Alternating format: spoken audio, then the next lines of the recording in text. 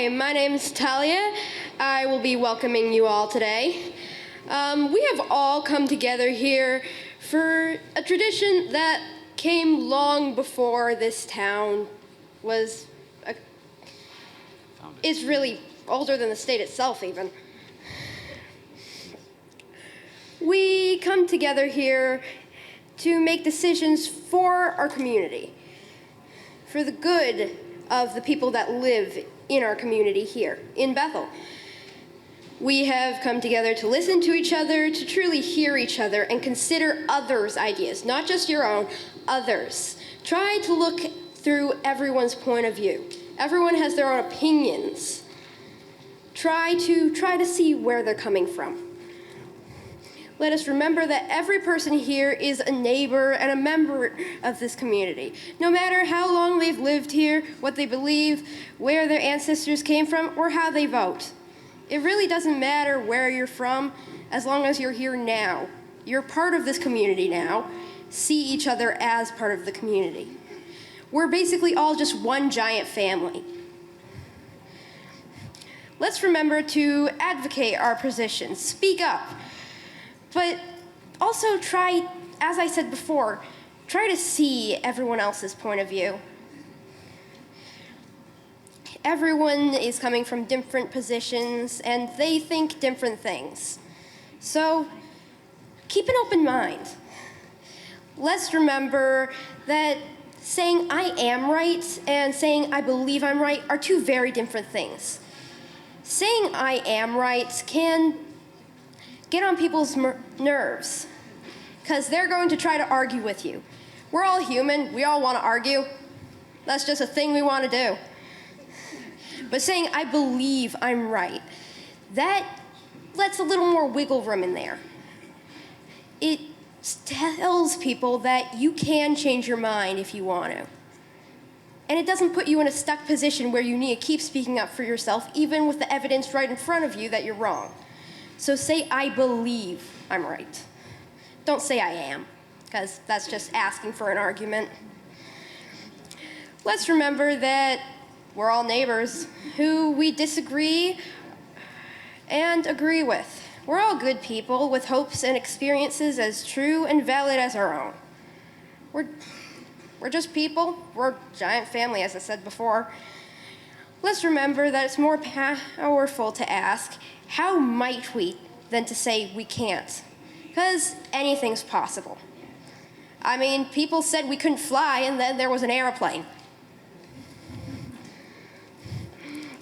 Let's remember that caring for each other in this community is far more important than any differences we may have. So welcome to our annual community meeting. This is Talia, over and out.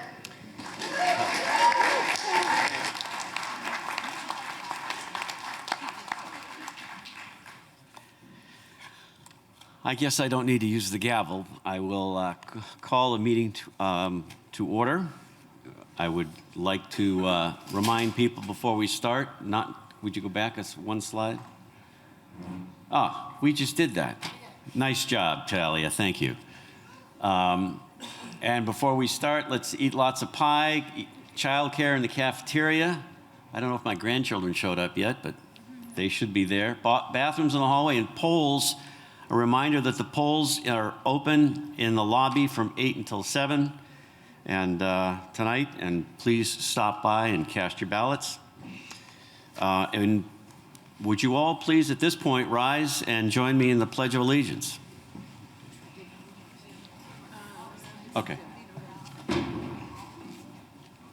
I pledge allegiance to the flag of the United States of America and to the republic for which it stands, one nation, under God, indivisible, with liberty and justice for all. Yeah, okay. I like that. Rebecca reminds me that we have some other things. I have a list of things that I'm going to read today that I didn't last night. Don't forget to silence your devices so that we don't get ringers going off in the middle of the meeting. I think everyone is signing in as they're coming in, and that's a good thing. The report, and there should be a copy of the Roberts Rules, I believe, on the back table, the cheat sheet for Roberts Rules that I need to refer to.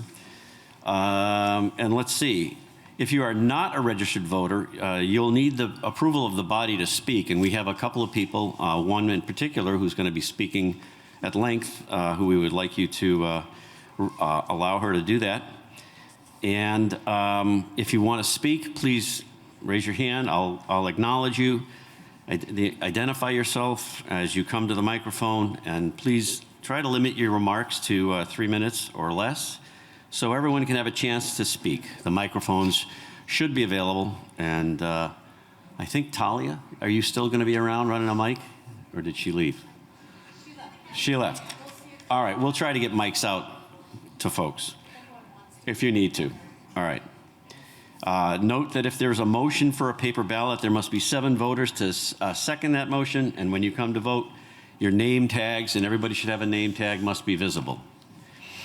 I'd like to point everyone's attention to the dedication of this year's annual report, memory of Gary Kugler. It's on page 2 of the town report, and we ran short of town reports. Apparently there was enough interest this year to exceed the 150 that were produced, and we didn't throw away any like we did last year. So next year I guess we'll try to do 200. I'd also like to recognize Jim Baraldi, who's the Windsor County Sheriff Representative here today. He's in the back of the room. I hear good things about him, and I think a lot of you folks may have also. So thank you for coming, Jim, and appreciate your being here. Okay, I'm going to read Article 1. Oh, thank you. Oh, yeah. Well, those are on the cheat sheets. For each article, voters can make a motion. Actually, we need to have a motion. We need to have it seconded. It can be amended, but we'll get into that as we do that. And then we discuss, and I'll have to read it again and clarify the process or the record. If there's any questions, just say point of order, and we'll do that. Anyone, paper ballot votes. Yeah, we did that. Anyone can move to request 7 votes. 7 request vote seconds are needed. And then when you do vote, just line up along the north wall and come down and file and cast your ballot. If you need help, just ask. And Rebecca, is there another one? The articles, great.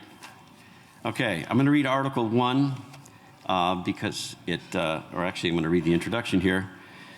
You're hereby warned, the legal voters of the town of Bethel are warned and notified to meet at the White River Valley Unified Middle School, Bethel campus in Bethel on Tuesday, March 3rd at 10 a.m. to transact the following business from the floor. Voting on Article 1 will be via Australian ballot at the same location, and polls will be open from 8 to 7.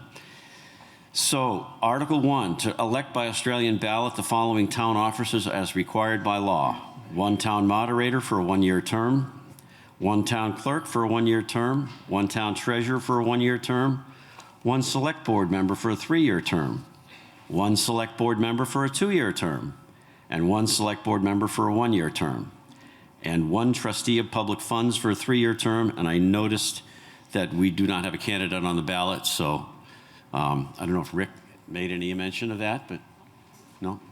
We'll see. Okay. So if you want to do a write-in campaign, now would be the time to start. All right. Our representative, Kirk White, has asked to address you, and we're going to give him a little bit of leeway, 3-4 minutes maybe, to give his legislative update. Thanks.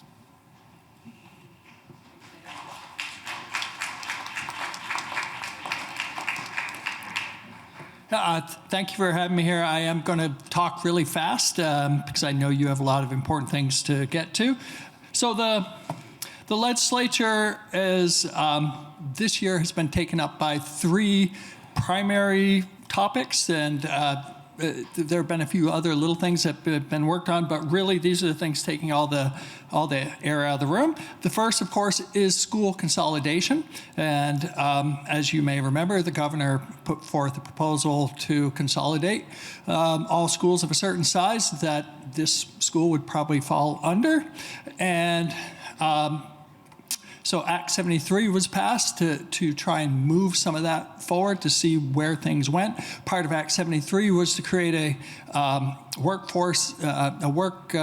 study group that worked over the summer to look at the feasibility of how that might be implemented, all this stuff. And one of the things that their findings were basically, one, the Agency of Education had not been collecting data, so that they didn't really have hard numbers on much of anything to make any of their decisions.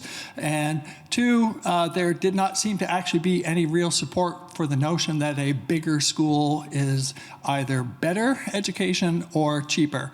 And so ultimately, their recommendation was to not consolidate or not force consolidation of schools, but rather to look at other ways to consolidate some of the expenses and services that happen in the schools system. And so that's what they came back with. And now the legislature is wrangling that and trying to figure out what to do with that. For the record, I am against forcing consolidation of small schools and have been against it since the beginning because of a whole lot of factors that were never addressed or discussed, and so I just never thought it was a good idea. Along the school piece is my committee works on, I'm in Commerce and House Commerce and Economic Development. My committee works on career and tech education, and they're trying to figure out how to bring career and tech education back into more accessibility to all the students, make it cheaper, make it more uniform, make their credits actually count toward graduation, because they do in some places and don't in other places. Trying to get that all worked out. My committee's been working on that quite a bit. And it's funny because sometimes the conversation sounds like, well, let's put shop class back in schools. Now I'm like, well, yeah, that's what we used to have. But so it's interesting to see how that unfolds. The next thing is, of course, related to that is property taxes. And they're trying to figure out how to continue to fund education, but separate it from the property taxes, and in the interim, how to come up with a way that will work for people. Some of the legislation includes putting a higher tax on second homes, but also different funding mechanisms, leverages, trying to figure out how to do that. Part of the problem was that last year, you may recall that the property taxes were going up by an unacceptable amount. The governor recommended that we take some money out of another place in the budget to pay that down so that people's taxes were less, and that's what the legislature did. But that money wasn't just spare cash laying around. That was money allocated to other things, which means it had to be paid back. So the equivalent is you just paid off your credit card with another credit card. And so not only did you not really get rid of that debt, but now you have interest on that debt. So that's why it was not a surprise to anyone in the legislature that they said, it's going to be, your property tax is going up this year. In part, it's to pay down last year. So they're working on that. That is not my committee. It's not my world, but just to let you know, people are taking it very, very seriously and trying to come up with solutions to make this all work better. The third thing is the budget.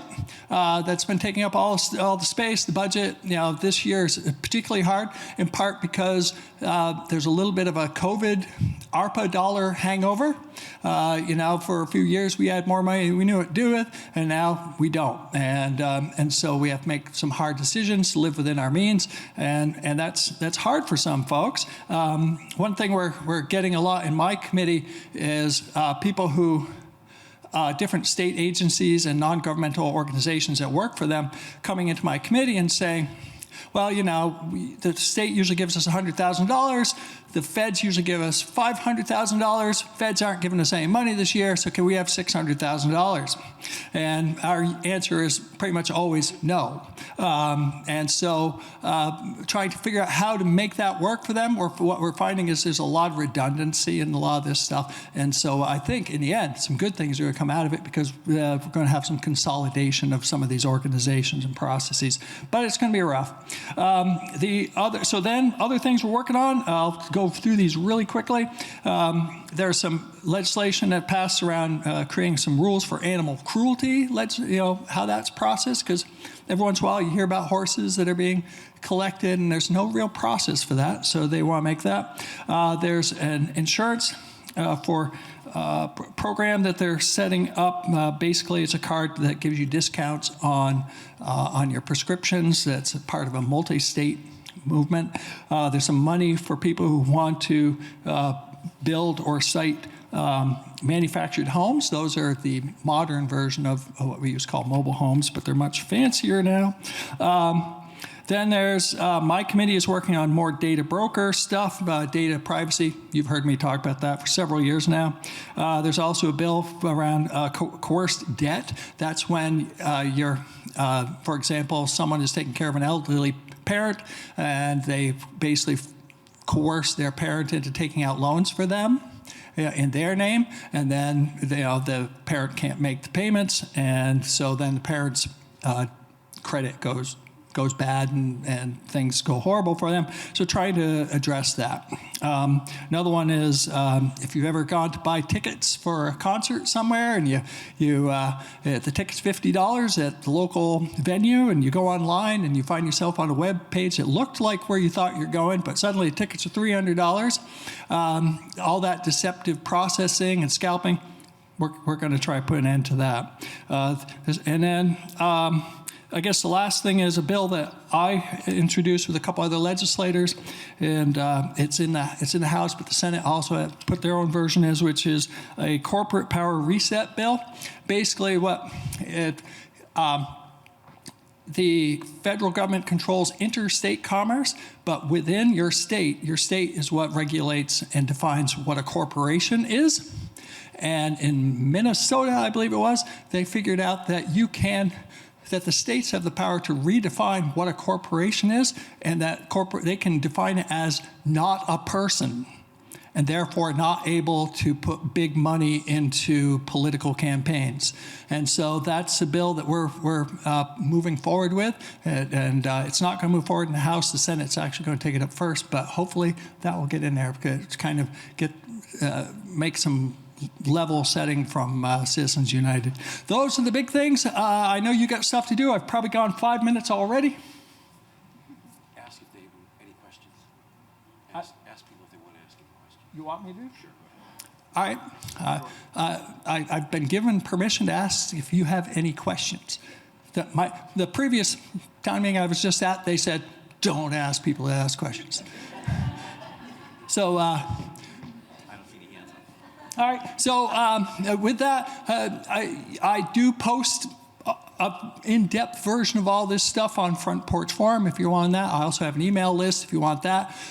Certainly feel free to email me, call me, any of those kind of things. I love to get your feedback. I do want to say that if you call me or if you leave email, something like that, put your full name on there. And also what town you're from, because I get a lot of emails that don't identify what town they are, and lots of times they're from Burlington, and I don't really care what Burlington thinks about what's going on in small towns. I want to know what you think, so tell me that you're from here, so I will give you the due attention that you deserve. That's it. Thank you. Thank you.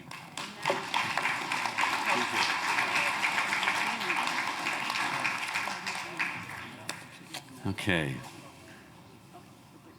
You're well set? All right. Article 2. Shall the voters authorize total fund expenditures for operating expenses of $3,315,787, which $2,796,501 shall be raised by taxes and $519,736 non-tax revenues? Is there a motion? Slavko. Is there a second? Louis, I'm sorry? Paul Feen.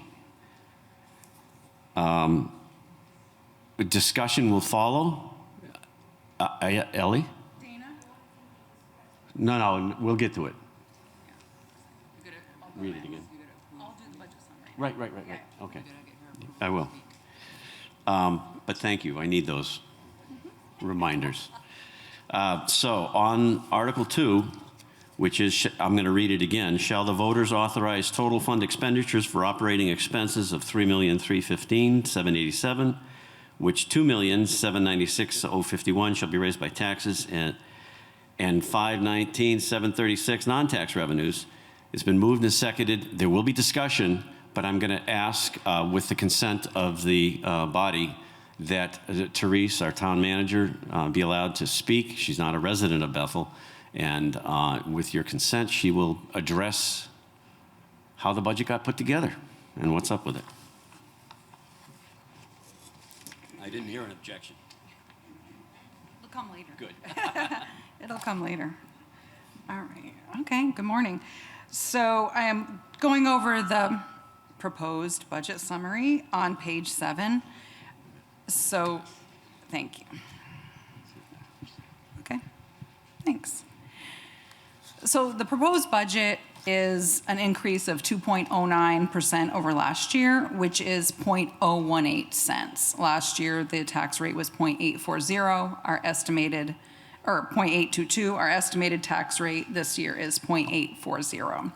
Some changes in the budget from last year. There's a $10,000 increase in salt.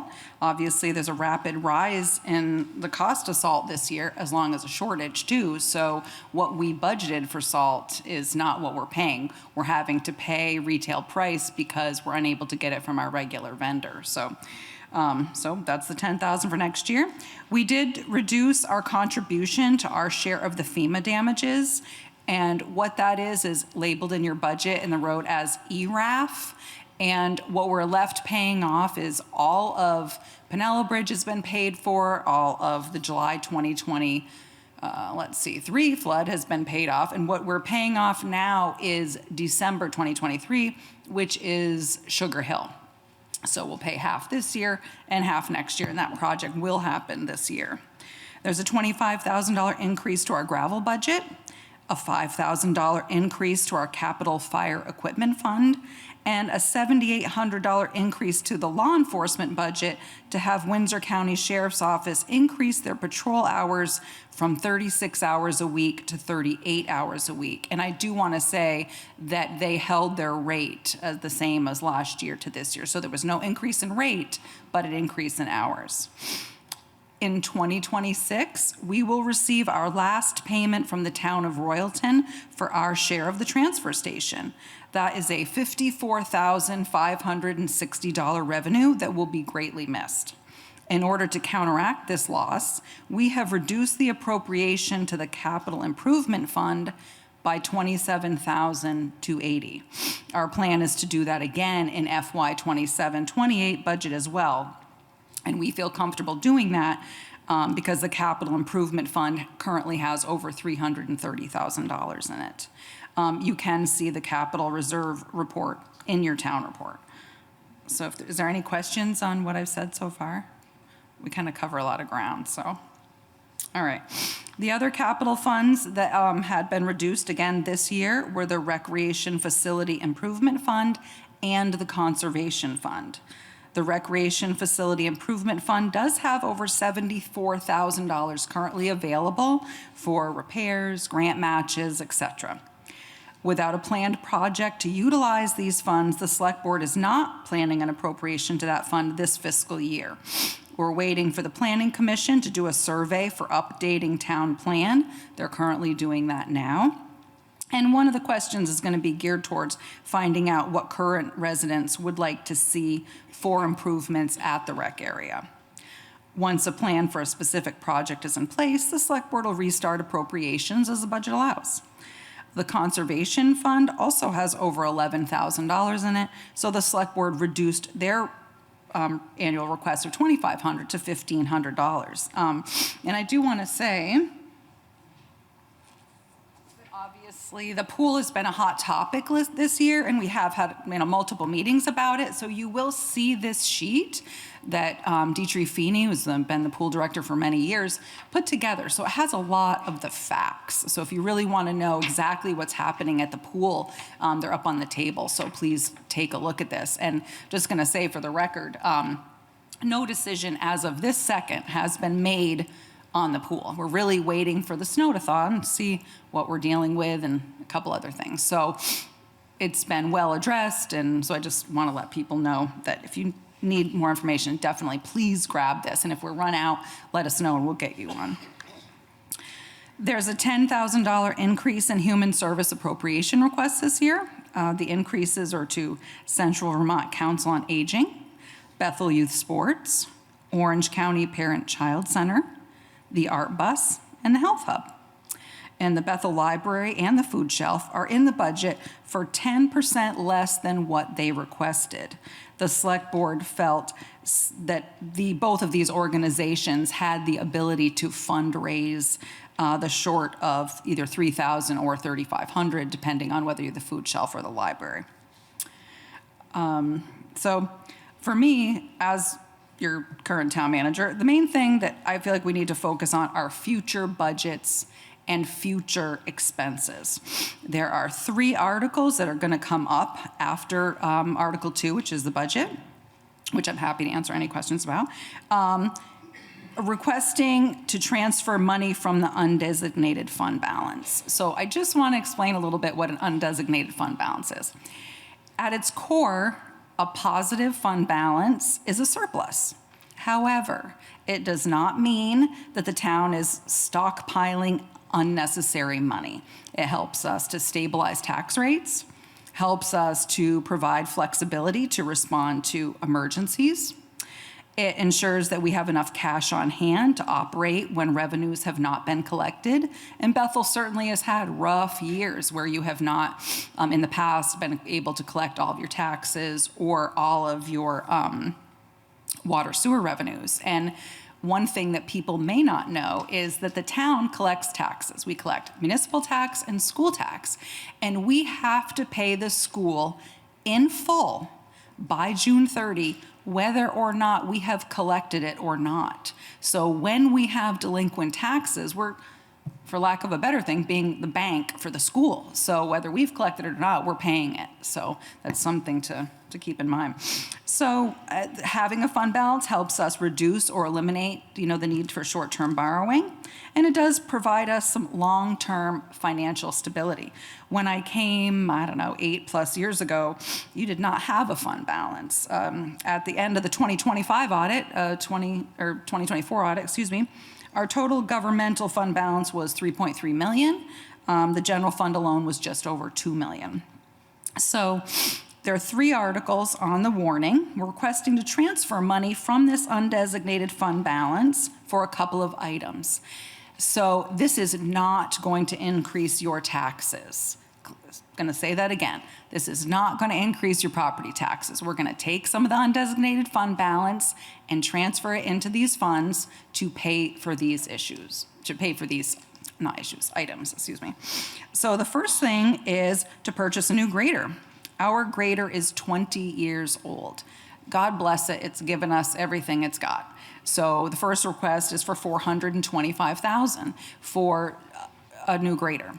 And I can tell you, we have thought about this since I came, working on a capital equipment fund. And since COVID, the price of equipment has gone up in a crazy fashion, just like this. And we haven't been able to just combat it. It's not coming back down. So this is something that we've been trying to budget for. So our thought is if we take the money out of the undesignated fund balance, I'm not putting $425,000 on raising taxes just for that one expense this year. So the second article is going to be for a containment unit for filling air bottles at the fire station.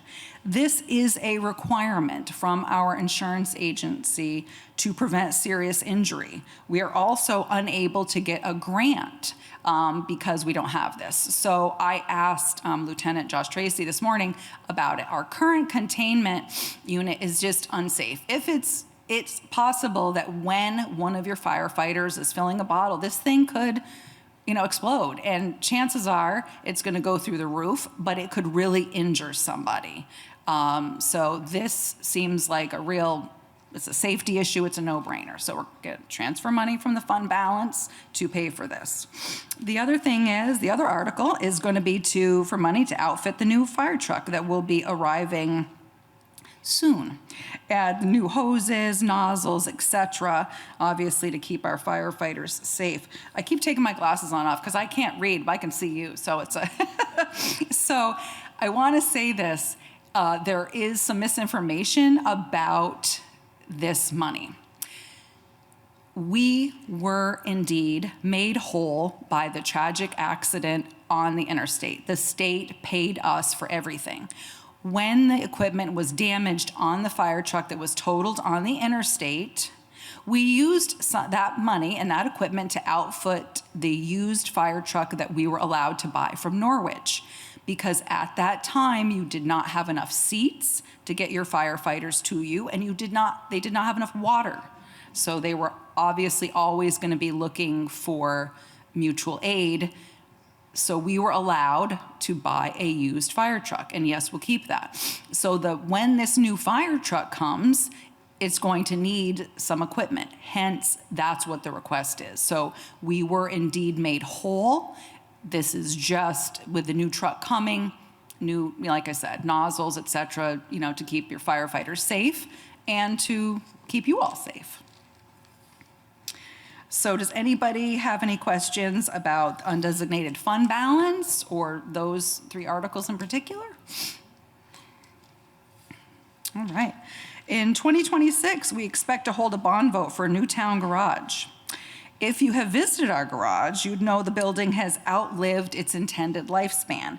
It's a pre-engineered metal building that was built around 1973. It also has a wood frame addition that was built, I believe, by Gary Slack and his crew at the time. And that wood frame addition has significant roof leaks. And in the town report, it says moldy and falling insulation. That is not a misprint. It's literally falling out of the ceiling. So it's failing, but it is falling. Has other numerous issues. So it's 53 years old. It's served Bethel well. The cost of a new building has yet to be determined, but we're hoping to build for around 1.5 to 1.8 million. The new building will go in the same location as it is now. We're going to reuse our sewer system, water connection, newly installed above ground fuel tank. And so it's a desperate time. So we definitely need that. We also feel like this may be a good time for the bond vote because in 2028, we will make our last bond payment on the Church Street Bridge. And in 2031, we will make our last bond payment on remodeling the town hall. And while these won't cover the full bond payment, that does free up about $55,000. The other thing that we're looking at the same time is that the fire department needs a garage space as well. So that may be something that we try to adjust in the bond vote at the same time. So, and more information on that will come. There's going to be another, talking about the future, besides the new town garage, another water project is going to take place most likely in 2027. And we currently anticipate that project to be around $1 million. I don't think we can do anything for less than $1 million now. And so this project is going to take place between the bottom of Christian Hill and Dandelion Acres, approximately 1,600 feet of existing galvanized water line that needs to be replaced, and estimated 15 service lines. Richard Manning, your chief water operator and sewer operator, and I are working with the Vermont Drinking Water Division to qualify for some more galvanized and lead subsidy to reduce the amount of the bond. So again, there'll be more information about that coming out as well. Over the last 5 years, Bethel has received over $3.2 million in grants. This does not include FEMA or forgiveness provided to us by the state for our water projects. So at this time, grants are the best source of non-tax revenue for us, and some grants require matching funds, but generally 10 to 20%. So there is this proposed 2.9%, 2.09 increase over last year includes work planned for the future and still includes over $100,000 in appropriations to 20 human service agencies, not including WARVA. Since local tax revenues make up 84% of our town revenues, every additional increased appropriation comes at a cost to everyone who lives in Bethel. And the hardest hit are obviously those on a fixed or lower income. And while the Select Board and I realize the value nonprofits serve in our community, we continue to ask that individuals with the means to do so support these agencies with personal contributions. And we certainly recognize the spirit of compassion that's driven these appropriations in the past. And we just ask people of Bethel to consider their struggling neighbors before increasing appropriations and expenses that are not infrastructure related. And if anyone knows me, you know that I'm just someone who has to quantify things. I'm kind of about the numbers, so, and hence what you pay me for. So to quantify my point, $100,000 a year would be enough to cover an annual 30-year bond payment for $1.7 million to put towards building a town garage. So that's just for me. And you'll also see on the bottom of your town report a little fancy picture that really shows what the town garage looks like. So this is my budget summary. And if anyone has any questions, it's certainly happy to answer or to answer any questions during the article discussion. And at this time, I would like to thank Select Board, AJ Lewin, we have a great road foreman, all the road crew, Richard Manning, chief water operator and sewer operator, and Alice, a new addition to the town office, is great. Of course, Pam as your town clerk, and Dee Feeney as a financial clerk. So everybody comes together to really help the community. So I just appreciate everybody's assistance. So thank you. If you have any questions, I'm happy to answer. Yeah. Okay. Article 2 is up for discussion. And we will, Ellie, you would like to speak? I would like to just point out that if there are any, if there's any discussion about any of the appropriations on the human services, that we ask the representative from that organization to speak first on the issue. But Ellie, go ahead. Thank you. 3 minutes. All right. And we're going to try to do the 3-minute timer for everybody so that everyone can have a chance to speak. Okay. All right. Good morning, everybody. I'm Ellie Griffin from the Recreation Committee. At the 2011 town meeting, pool director Peter Nunson spoke about the fact that the pool had a strong need for repairs. The voters decided that day to approve the creation of an improvement fund to contract and maintain necessary repairs at the pool. The initial starting amount for the fund was $12,000. With this fund, the town residents put their faith in town administration and select board members to use these funds every year to address the necessary repairs needed at the pool. Looking at the list of structural problems at the pool these days, it is apparent that past administrations did not fully tackle the repairs needed. For example, no bathroom floor drains in the new pool house. The construction on that new pool house was completed at the end of June 2016. July 1st, 2016, the summer pool session started and the new pool house opened for use. That very day, it was discovered no floor drains in the bathrooms. Did town manager Keith Arlen, who was supposed to oversee the construction of the new pool house, tackle this problem? Did he get the construction company to come back and fix the mistake? No. I think the root of these problems could have been fixed years ago. There were funds available in the years 2011 through 2017 to make these repairs. However, these problems were ignored and became worse. The Bethel pool is the heart of the town. That is because Newwood felt strongly that children needed swimming lessons, so he constructed the pool. The Bethel pool is a safe recreation space for Bethel families, for children of summer camps from surrounding towns to swim and receive swimming lessons. Having the pool supports our town businesses. For after swimming, families stop for a pizza or stop at our sandwich shop for a bite to eat. On page 7 of our town report, there is a statement. Without a planned project, the Select Board is not appropriating funds to the improvement fund. That is a misleading statement. The reason is that the town does have a project. The project is making the necessary repairs to the pool. That is what in 2011 the fund was created for. And that's what it's been used all these years. I propose an amendment to the budget. I propose putting $5,000 in the improvement fund and creating a task force to work on finding solutions to fix the pool.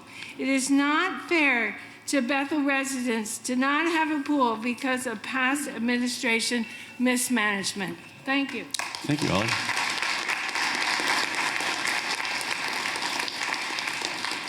Ellie, I think we treat that as you're making a motion to adjust the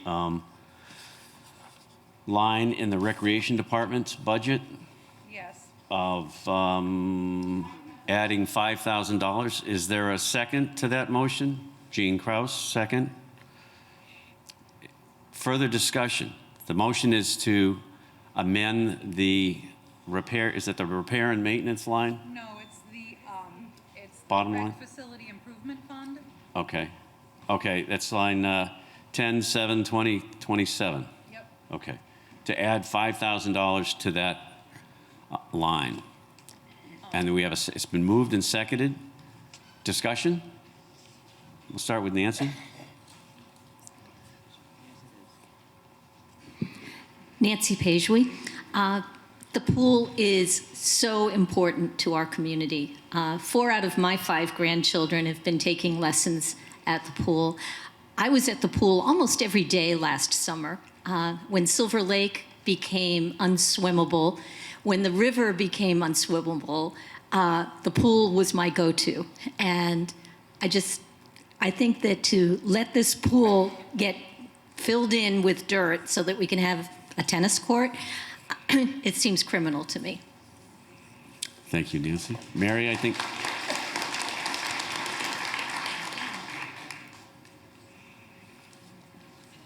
Hi.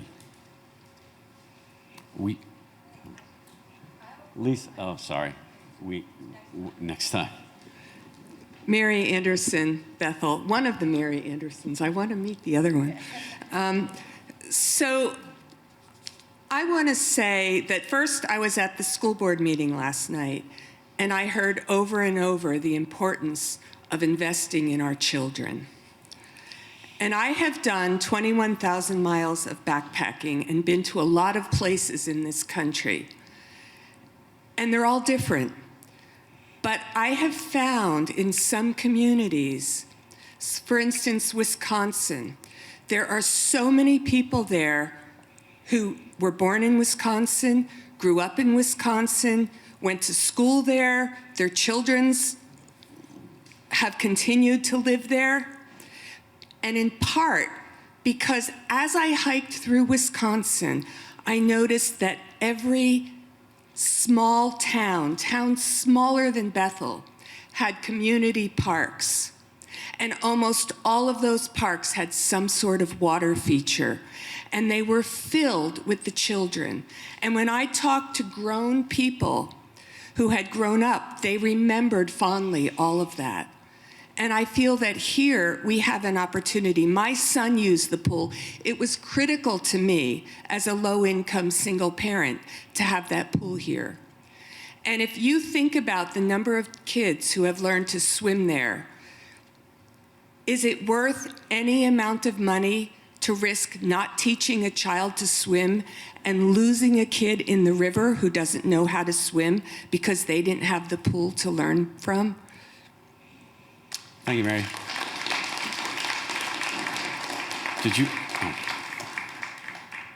Dietrich, would you like to address the issues? And just point out that what you presented to the select board meeting took a little longer than 3 minutes the other night, and you have a sheet that you have prepared that is available in the back of the room that I think would be helpful for people to refer to, and I'm going to waive the 3-minute requirement.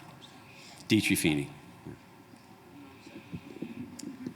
Good morning. I am Dietrich Feeney. I'm a Bethel resident. I've lived here for 29 years.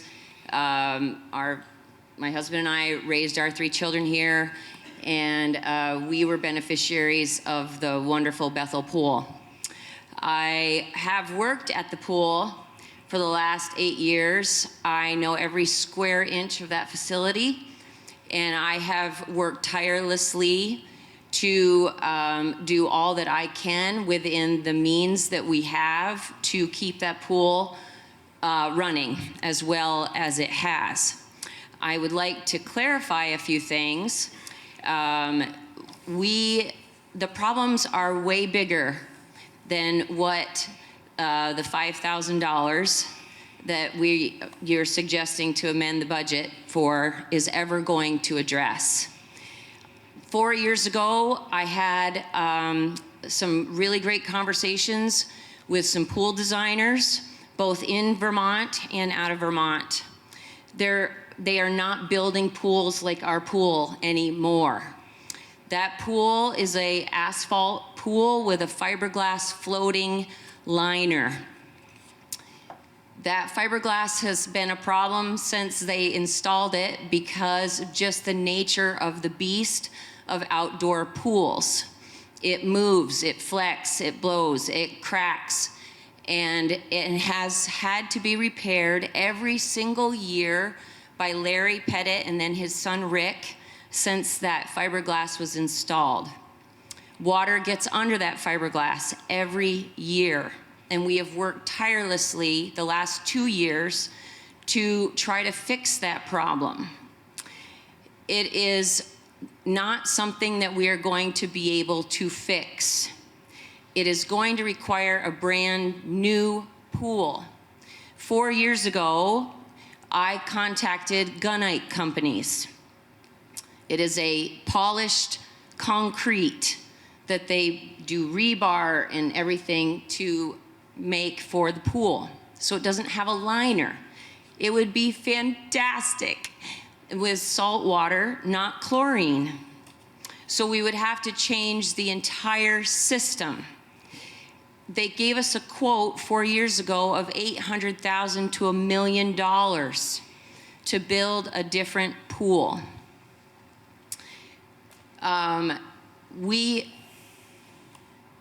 We have tried and tried and tried to address the bathroom issue.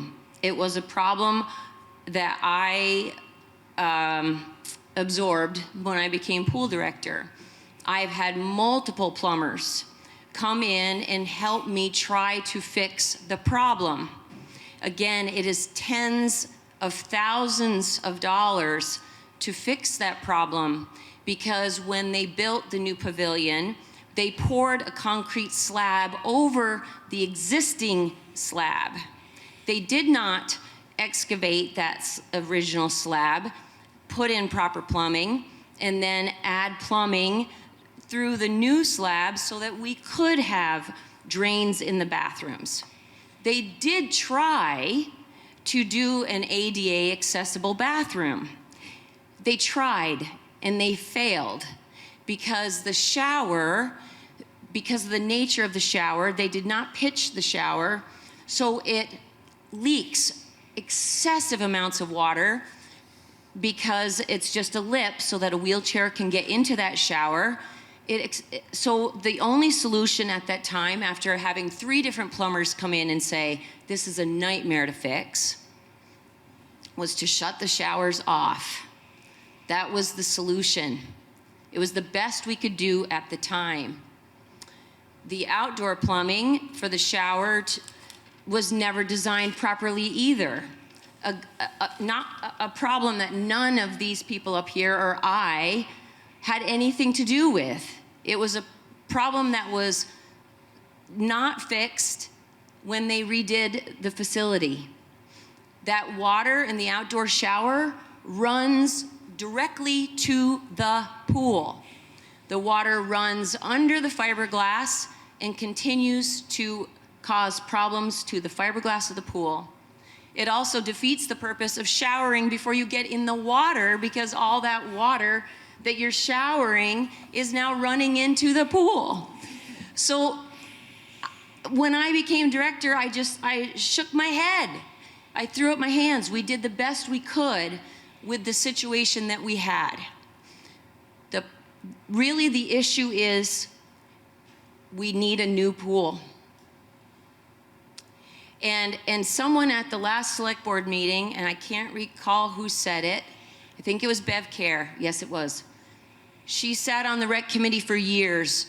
That pool means as much to her as it does to me, and it does to probably the majority of the people sitting in this room.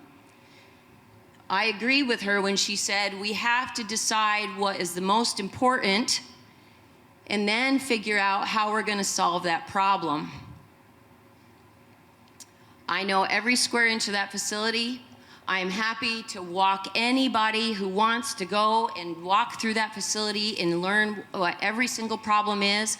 I will spend time with you. I will explain to you what's working, what's not working, why it doesn't work, how much it'll cost to repair it, to fix it, to change it.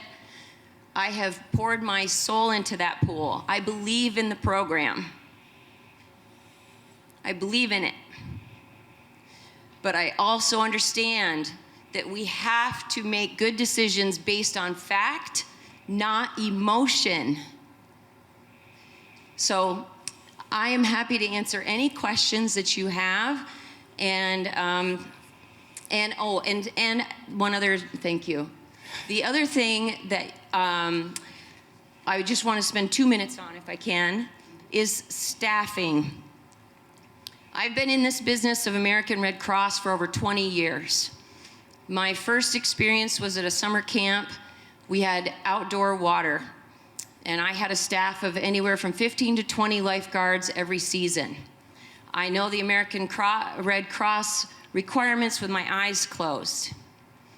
This is not a Bethel pool problem. This is a pool problem across the country. Pools are closing left and right because they can't find lifeguard staff. They can't find lifeguard staff that are confident in doing a really good job. I have worked with young people as lifeguards for over 20 years. It looks like an easy job.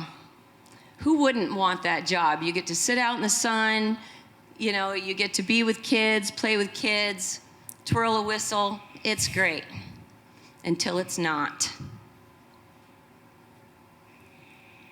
We've trained and trained and trained and trained these lifeguards. I take tremendous pride in what we've done. We've taken these kids who have had minimal training, really. We bring them to the pool, we give them a whistle, and we say, now watch these children. It is a high stress job. And it's getting so hard that people don't want to do it. When I started in this business, American Red Cross said 1 lifeguard for every 10 patrons. The American Red Cross now realizes that that is getting to be impossible. So now they are saying 1 lifeguard for every 25 patrons. That does not make me comfortable at all. Bethel Pool is a wonderful pool, but it is also a very difficult pool to lifeguard because of the nature of the zero entry, because of the nature of the 4-foot shelves in the deep end. It makes it really hard for lifeguards to get in to someone in a very quick manner safely. And I can explain all of that to you if you have questions about that later. But we right now we've been very blessed at the Bethel Pool to have a lot of very committed lifeguards return year after year after year. The average age of our lifeguards 2 years ago was 23. We had lifeguards that have stayed on until they're 26, 27 years old. But they've all moved on. And we used to have a really great program where we brought junior lifeguards, 15-year-olds, and they trained under these highly trained, experienced lifeguards. The last couple of years, we haven't had that. So there are a lot of problems. It's not just the structural issue of the pool, but it's also going to be future staffing of the pool. Thank you, Deidre. Hold on, Ellie.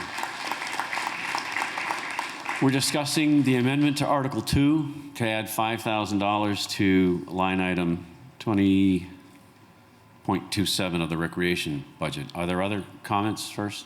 Yes. Lisa, do you want to give them a...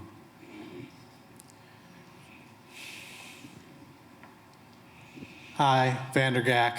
I'm generally in support of this, kind of as an acknowledgement of what Ellie was talking about in terms of like, this is a thing that matters to our community. It's not necessarily, this isn't going to be enough money to do that, but creating a group to work on this and to come up with a solution.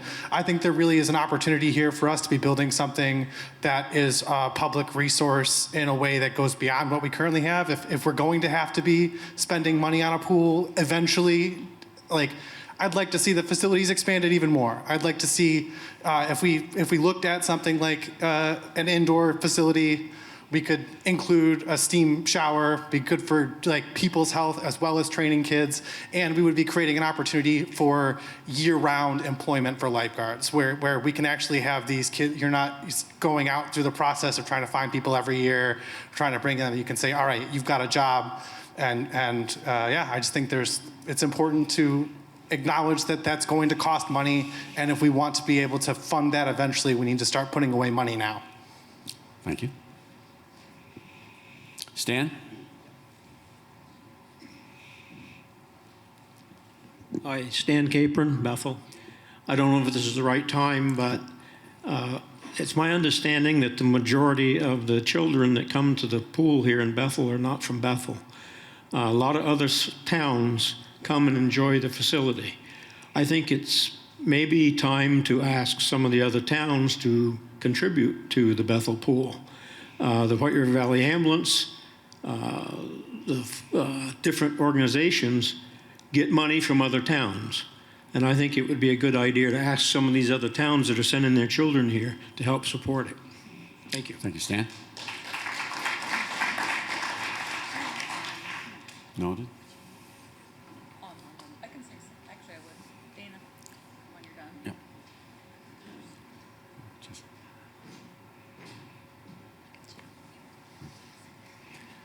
Thank you.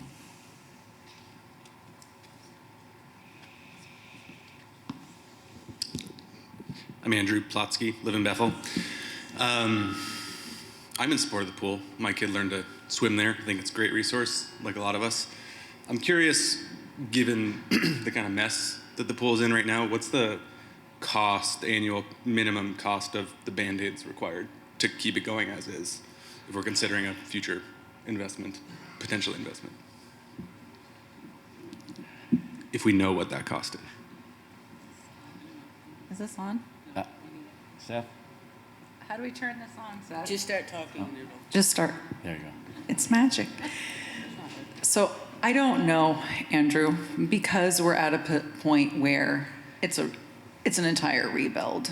So for us, it's looking at the possibility down the road of building a new pool, but obviously that's going to come after the town garage. And so that's just the way it would be. We wouldn't have a choice. But right now, I think it's too far gone for us to throw a number at it because the plumbing is underneath the pool. So it has to be dug out. And it also, if you've been at the pool from the pavilion out, there's concrete that also has to come out. And we have to move a chlorine tank. And so at this point, I don't think there's a number that I could give you to an annual maintenance to keep it going. At this point, it would have to be eventually a bond vote to rebuild a new pool.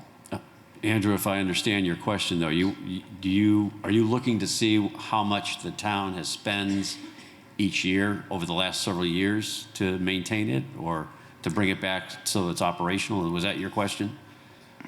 Or am I reading too much into it? Because right. Yeah.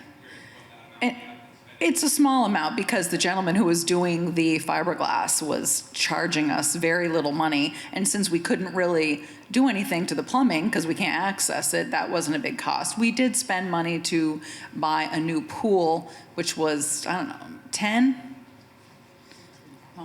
A new pool pump, yeah, about 10, 13,000. That was a couple of years ago because it died. But but the annual maintenance it's been minimal, so, because of that. And their budget's also minimal.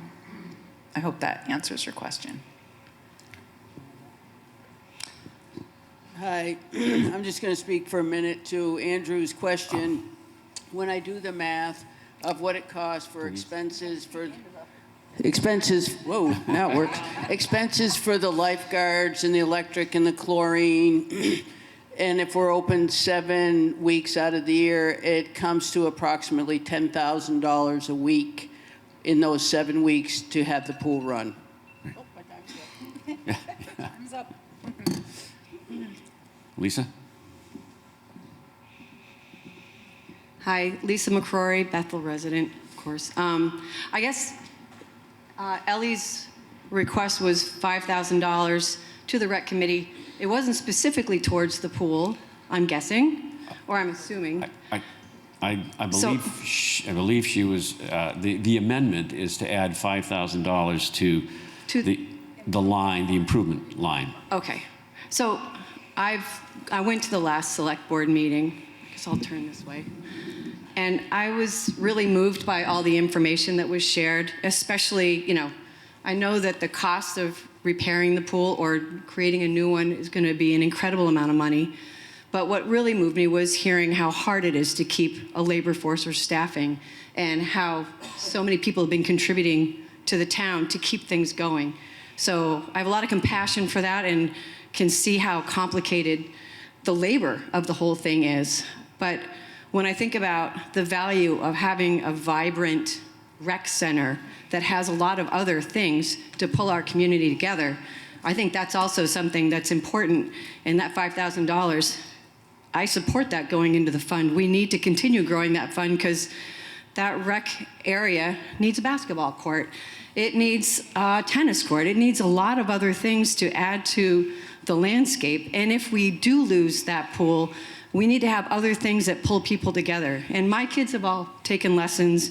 They learned how to swim at this rec pool, but not only did they learn how to swim, but it brought parents, it brought grandparents, it brought multiple generations into one area so that we could build community together. That's an important feature of this, and I feel like that's an incredible investment into our town and community. Just as we invest in our school system, we need to invest in being community with each other.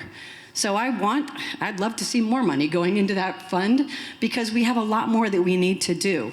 And if we lose the pool, and I hope we find a way to work around it, but if we lose it, we need something else to replace it. And over the last year and a half, I've been involved with a committee in town about neighborhood conversations, talking about our feeling safe and dealing with fast driving, dealing with drugs, dealing with uncertainty. And what we managed to do from some of those discussions was to learn a lot more about our community and what's driving people towards these unhealthy options. But one of the things that we really need more of is reasons to come together. And and we need places for our kids to go, not just our little ones, but our teenagers. We need places for our kids to go that are healthy, that are a good outlet. And we need to invest in our rec center. No matter what is there, we need to make sure it's a place where our kids can go. And if it was a year-round place, that would be amazing. So thank you. Thank you, Lisa. Hi, I'm Denise, and I'm calling the question. Call the question. I did see one other hand, though. Ellie, did you want to do a final? Just, no. Question, the question has been called. Second, all those, I'm going to read the amendment is for, to add $5,000 to line 2027 of the Rec Facility Improvement Fund. All those in favor of the adding $5,000 to that line signify by saying aye. Aye. Opposed? No. The ayes have it. Motion carries, so line is $5,000 added to that line. You got it. We're back to the main motion. Click, Chris.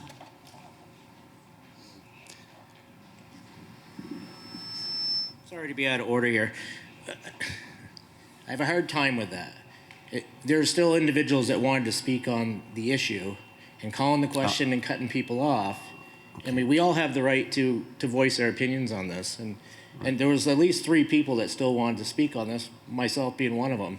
And to call the question to cut everybody off to push that through, it seemed kind of inappropriate. I did not see other hands come up before the question was called.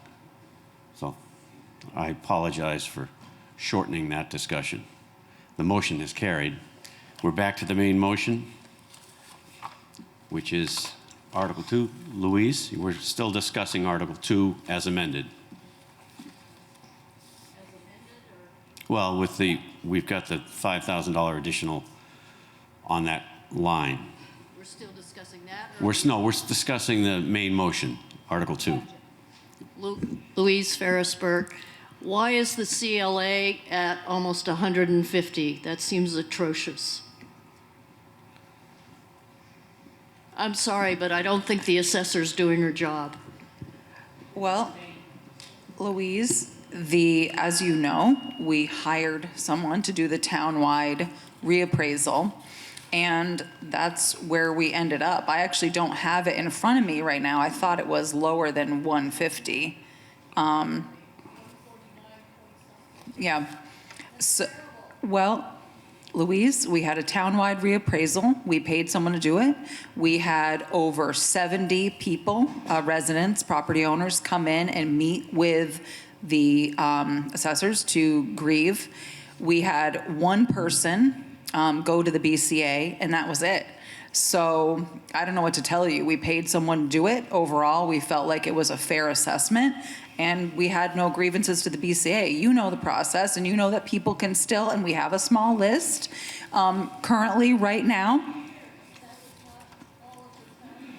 It was the townwide, Louise. It was the full 2 years, and it was the full townwide reappraisal. So when we already have a list of some people who want to come and grieve again in May or June, new people, or one person who wants to grieve again, and so they'll go through the process. But that was the end result of the 2-year townwide reappraisal. Gene? It is my understanding from last night's meeting that Gene Krause. It is my understanding from what we learned about the CLA last night at the school board meeting that 149 actually lowered our CLA because of the appraisal. Now, we have yet, the appraisal will also affect our tax rate because the value of all of the properties has gone up. So we have yet to learn exactly how that's going to play out. I have yet to learn on exactly how that's going to play out for my taxes. So but we do need to consider that the appraisal actually impacted in a positive way both the CLA and, I hope, our property taxes.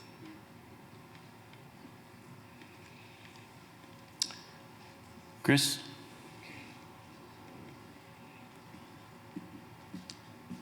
So I just wanted to talk about the CLA quickly, so everybody can understand the picture.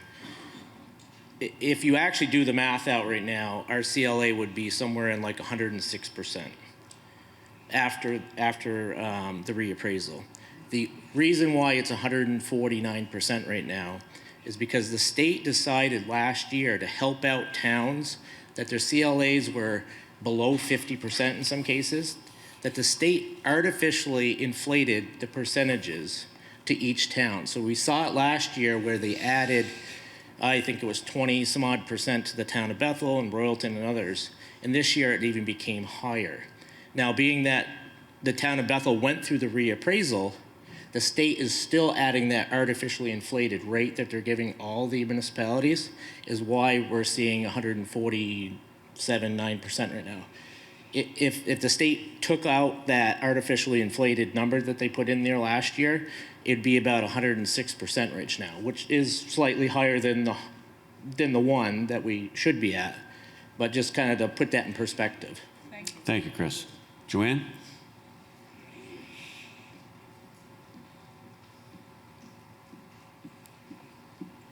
Hi, excuse me. Joanne Wood from Bethel. I just want to go back to the pool for a second. And because I think there were so many good, positive statements here about first appreciation for Deidre and all the hard work that she has done. And the fact that that pool is in pretty critical shape. I think hearing so much support for continuing to talk about the future of the recreation center, the pool, what it's going to look like. I think what I'm hearing is that there is a lot of interest in pursuing a very active conversation with the select board and the town manager to figure out what's going to happen in the future. It's going to take time. It may not be something that's going to be resolved this year. Maybe the pool can or cannot open. The problems that Deidre has talked about with staffing, I had a conversation with the manager of the Upper Valley Aquatic Center just yesterday. I've been a member there for 10 years. They have trouble finding staffing. So it is a long-term problem that is going to take time. And I'm a historian. The pool was built in 1964. Newell Wood, Hugh Benson with an excavator to dig that hole. But conversation in Bethel went back to the 1950s when the Bethel Rotary Club tried to figure out where they could put a pool or where there would be a safe swimming place. So the solutions to this conundrum we're in right now is going to take some time. And I think it has to be collaboratively. We can't be adversarial about it. We all want a vibrant community. We have to work together towards that. And everybody needs to hear each other's perspective. Thank you. Thank you, Joanne.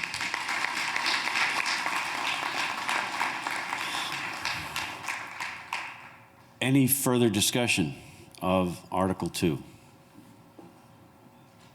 as amended? Gene? Bethel, Gene Krause, Bethel. I have two amendments. Do you want to just take them both? One at a time, I believe. One at a time. First, I want to talk about the library. If you would turn in your town report to page 7, down on the fourth paragraph, where that starts with a $10,000 increase. You will see that the library requested more money than was allocated. $3,500 was removed from the library. I move to increase the library's appropriation to by $3,500, the amount that was removed.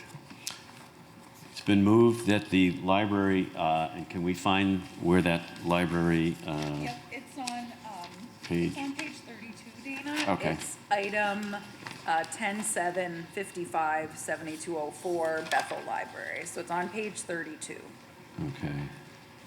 right at the top. There it is. It's so there's been a motion to add $3,000. $3,500 to the line 5572.04. Is there a second to that motion? Second. Nancy has seconded. Nancy Pijouy has seconded it. Further discussion of the library. And Jean, we would prefer to hear, I'd like to hear from someone from the library from library trustees to speak. Yes. First, and then we'll get back. Nancy Pejouy. The library, I'm one of the trustees, and we have established an endowment fund that hopefully within the next couple of years we're going to be totally self-sufficient. The endowment is an account established as a long-term investment in the mission of the organization it supports. Once the endowment is funded to its target size, annual disbursements from the endowment will provide a sustainable source of revenue funding ongoing operations. None of the initial investment, known as the principal, is withdrawn as part of the annual disbursements. Only the investment income, or a portion of it, is withdrawn, allowing the endowment to continue to grow over time.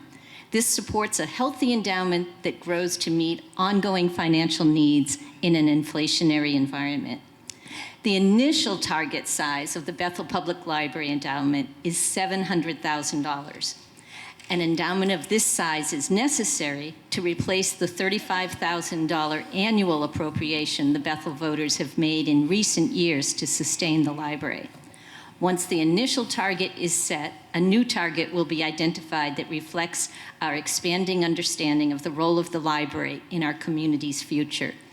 The endowment will provide financial security and flexibility to the library.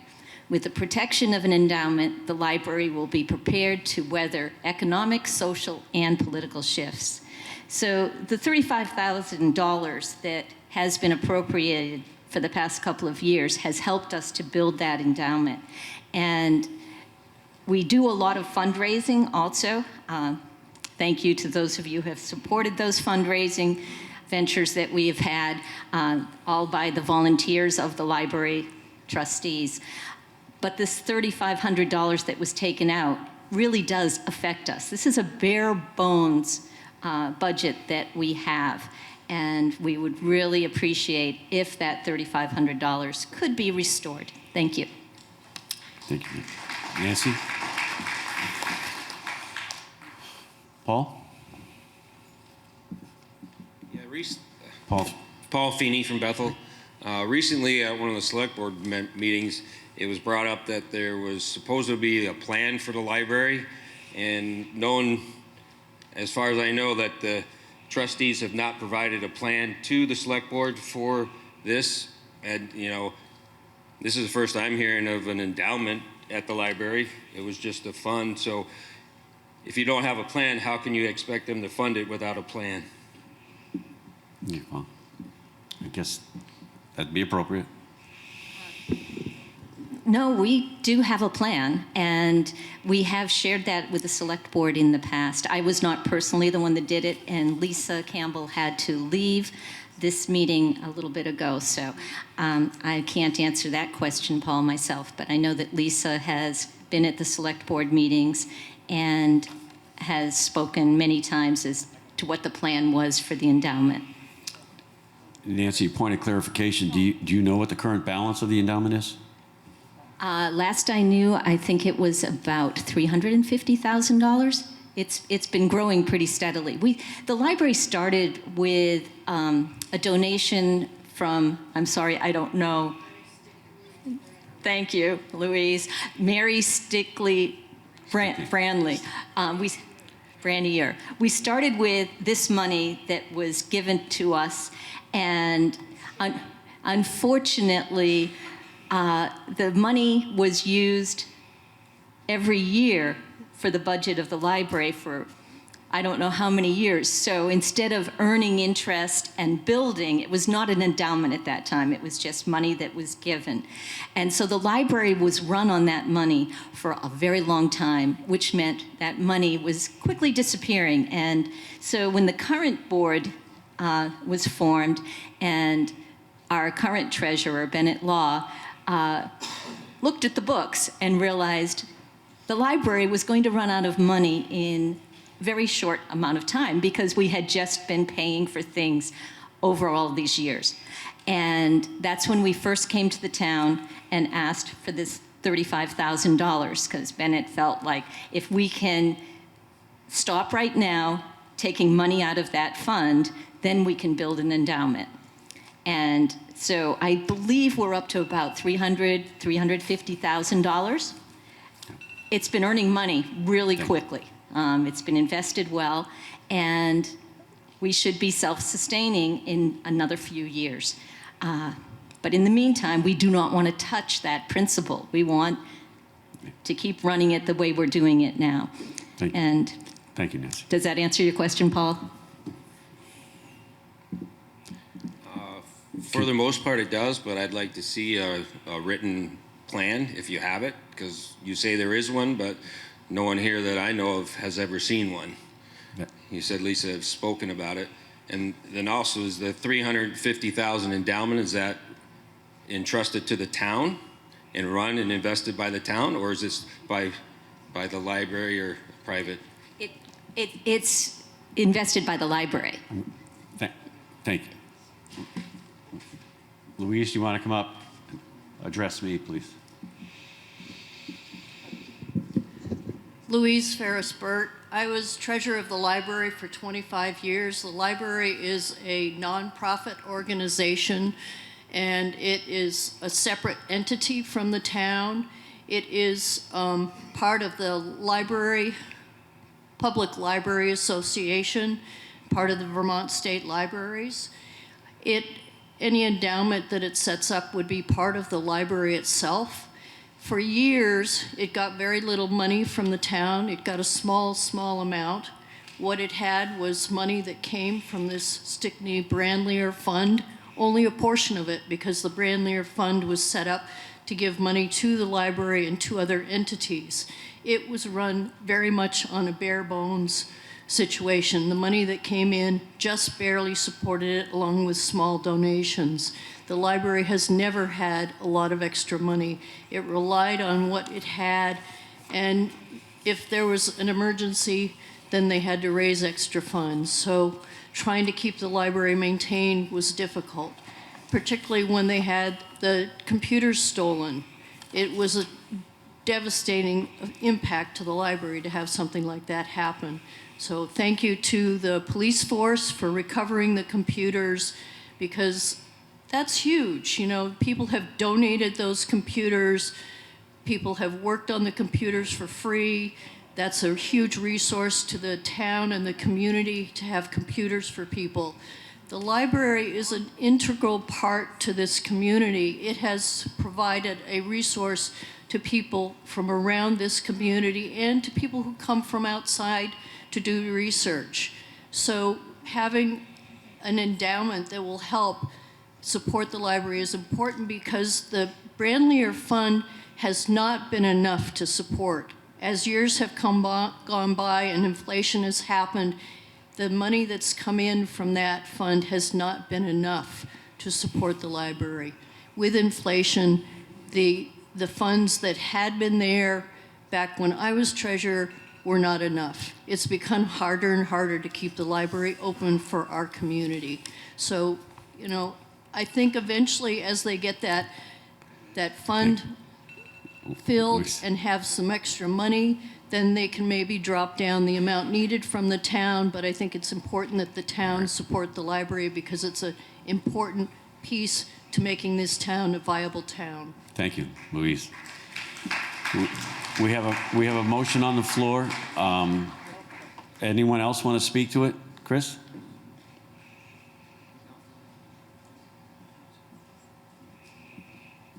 Chris Jarvis, Bethel.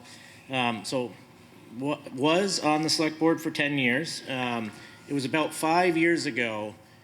So we used to have an appropriation for the library. It was a very small one. It was a few $1,000s that was appropriated every year. And about 5 years ago, there was a rumor going around that the library had maybe 2 or 3 years left, like they were going to run out of money.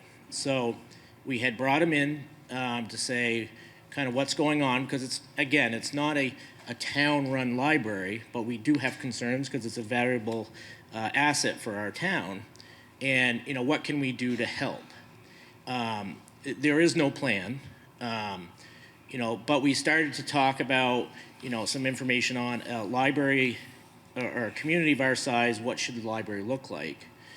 Through some data we came up with, and Jean was on it at the time, is, you know, somewhere between $125,000 to $150,000 a year library is what would be sufficient to take care of a community of our size. Now, for anybody that's been to the library, they know that there is a shoestring budget. Shoestring budget doesn't always mean that's good. That's, you're kind of poorly having a library operational in our town. So we decided at that time to give them an influx of funds to sustain themselves to a period where they could come back and report to us on what the plan going forward would be. That has yet to be sent to the select board. So as of when I got off in March, that still hadn't been done. The challenge that they had for years is rates went so low that they continued to draw their endowment while collecting basically no interest. So all they did was just draw the principal balance of the endowment down to the point where, you know, they're not collecting any interest on it. And in order to get it back up to be sufficient, which I don't think could ever be sufficient through that one endowment, is we need a plan, you know? Like my proposal, for instance, would be something like the town, you know, assuming what we know what those costs are, is maybe the town supports the foundation of the library every year, whatever that is. And it looks like through here, maybe it's about $40,000 or $50,000 of keeping it open, paying for the people, you know, electricity and all those types of things, and then use the endowment for educational purposes, increasing of technology, purchase of computers and things like that. But the frustrating part, but being on the board is that we still have yet to see a plan. Like, it does not take long to formulate a plan like this. You know, you could sit down, there's models on the internet about facilities like this that you could put together and have a plan together. But it's tough to keep throwing money after something that you don't have a plan for. And I know Paul's frustrated with that, just like a few of us. And just because we're frustrated doesn't mean we don't want a library. You know, we want a fully functional library and we need a plan. So, thank you. Thank you, Chris. We'll just make sure that no one else wants to address it. Nancy, then Jean. Again, I'm sorry that I don't have the exact information, but one thing that Chris just said I know is not true. We never had an endowment. We had somebody that had left money to us to support the library, but that was not an endowment. An endowment is a whole nother animal. And in order to make something an endowment, you have to have a certain amount of money in that fund. You have to have a plan for how that is going to grow. We do have that. And already, as I said, we've grown that. Now that we have started an endowment, we've multiplied it by probably about 5 times since we started it. And that was maybe 2 years ago, 3 years ago. So yeah, Chris, what we had before was not an endowment. It was simply a bank account that was getting pretty low interest, and we were just drawing from it all the time and not earning any interest. Nancy. Yeah, we were beneficiaries of a trust. Thank you, Louise. Thank you. Jean? There are certain things that make for a vibrant community, and they are not all related to capital and infrastructure, etc. And the library is one of those things. A pool is another, and I'll be talking about another one in a moment. But to be a vibrant community means that we have a number of resources that we promote.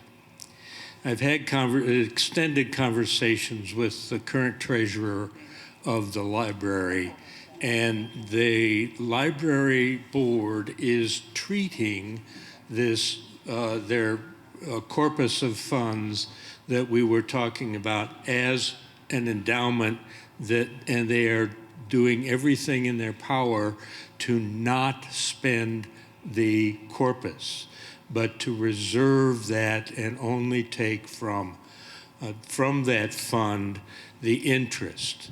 Now, does it, would they, I believe they would benefit by not just having that as a board policy, but to actually illegally make this an endowment that is restricted to only spending the interest or a certain portion.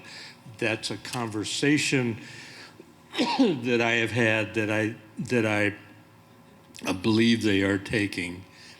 I believe that continuing to offer the $35,000 that they have requested is reasonable. I think that cutting that is frankly negligible. $35,000 or $3,500 is a negligible increase in taxes, and so that's why I am suggesting or moved that we increase that. Thank you. Owen, did you want to say something? Oh. Mary, there's a mic right there. So I hear that there's, Mary Anderson, right. Bethel. I hear that there's some confusion about the library plan. And I also hear that there's support for the library. I would like to call the question and say that we put in the vote to approve, like Jean has said, the 3,500 with the understanding that there will be clarity with making sure that the select board or whoever, Paul Feeney and those who want the plan, make sure that that's available, that that's going to be there. But I would like to call the question with that. Question's been called. Is there a second? Oh, I'm sorry. We ran into this problem with someone called the question with a second. So.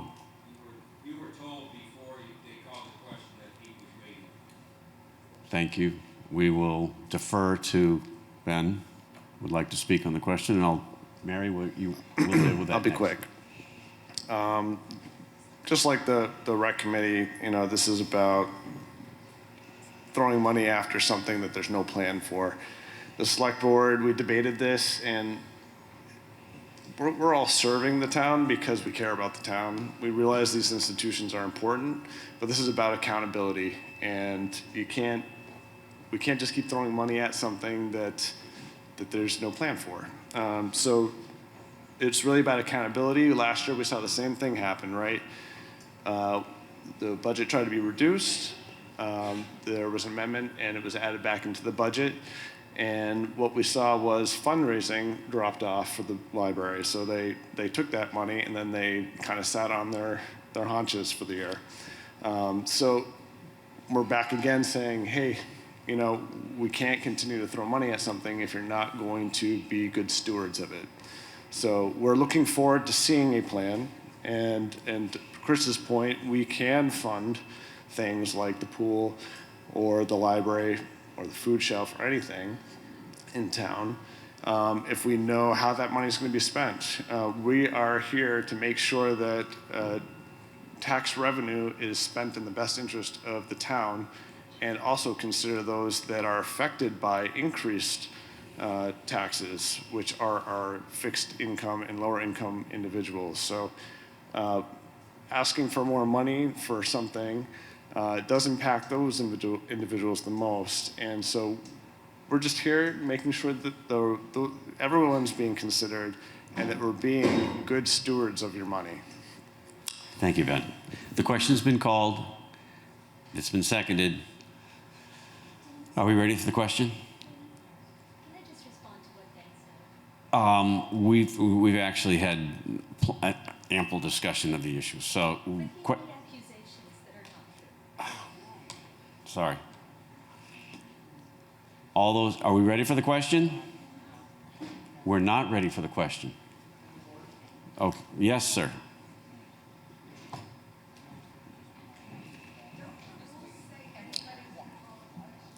You can, yes, you can call the question, but a point of order, I think, takes precedence at this point.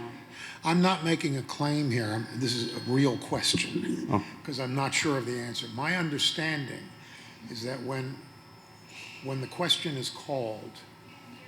Yeah, speaking of the mic. My understanding is that when the question is called, then the group votes on whether or not to vote. That's my understanding. Yes. Okay. I think we are in the process of discussing. Are we ready for the question? Not debatable. It's not debatable. Is there a second? Yeah. So we And we have a second. So the motion that is before us is to add.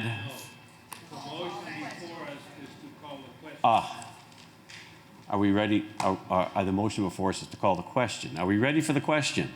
All those in favor signify by saying aye. Aye. All those opposed? Aye. It sounds like the ayes have it. So we are going to call the question. Am I right? All right. So the ayes have, we are going to consider, we're going to vote on, shall the line item number it's 10-7-55-7204 Bethel Library. There's an amendment on the floor to add $3,500 to that line item. All those in favor signify by saying aye. Aye. All those opposed? No. The ayes have it. We've added $3,500 to the library.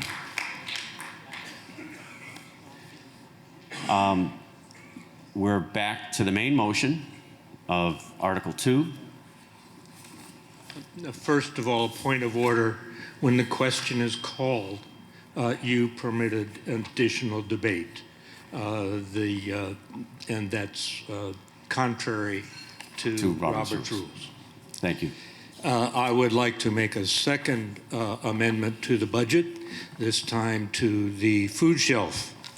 And I would move that the food shelf budget be restored to what they had requested, and that is to add $3,000 to the food shelf.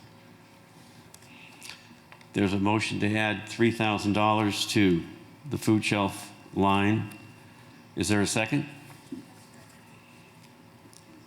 was the second? Dana? Vandergaard. Was the second? Okay. Yes. Thank you. Moved and seconded.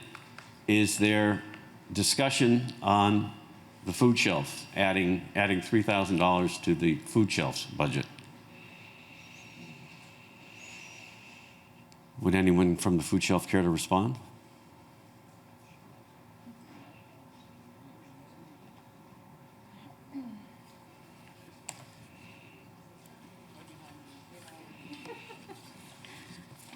I hate public speaking, but I love the food shelf, so here I am. I've been doing this work now with an incredible team of volunteers since the pandemic, and we have a food insecurity problem in our community, in our region, not unlike other places across Vermont and across the country. But we've identified it, and when we first started, we had, before the pandemic, we had 48 unique families that we knew of who were food insecure in our community. At the end of 2025,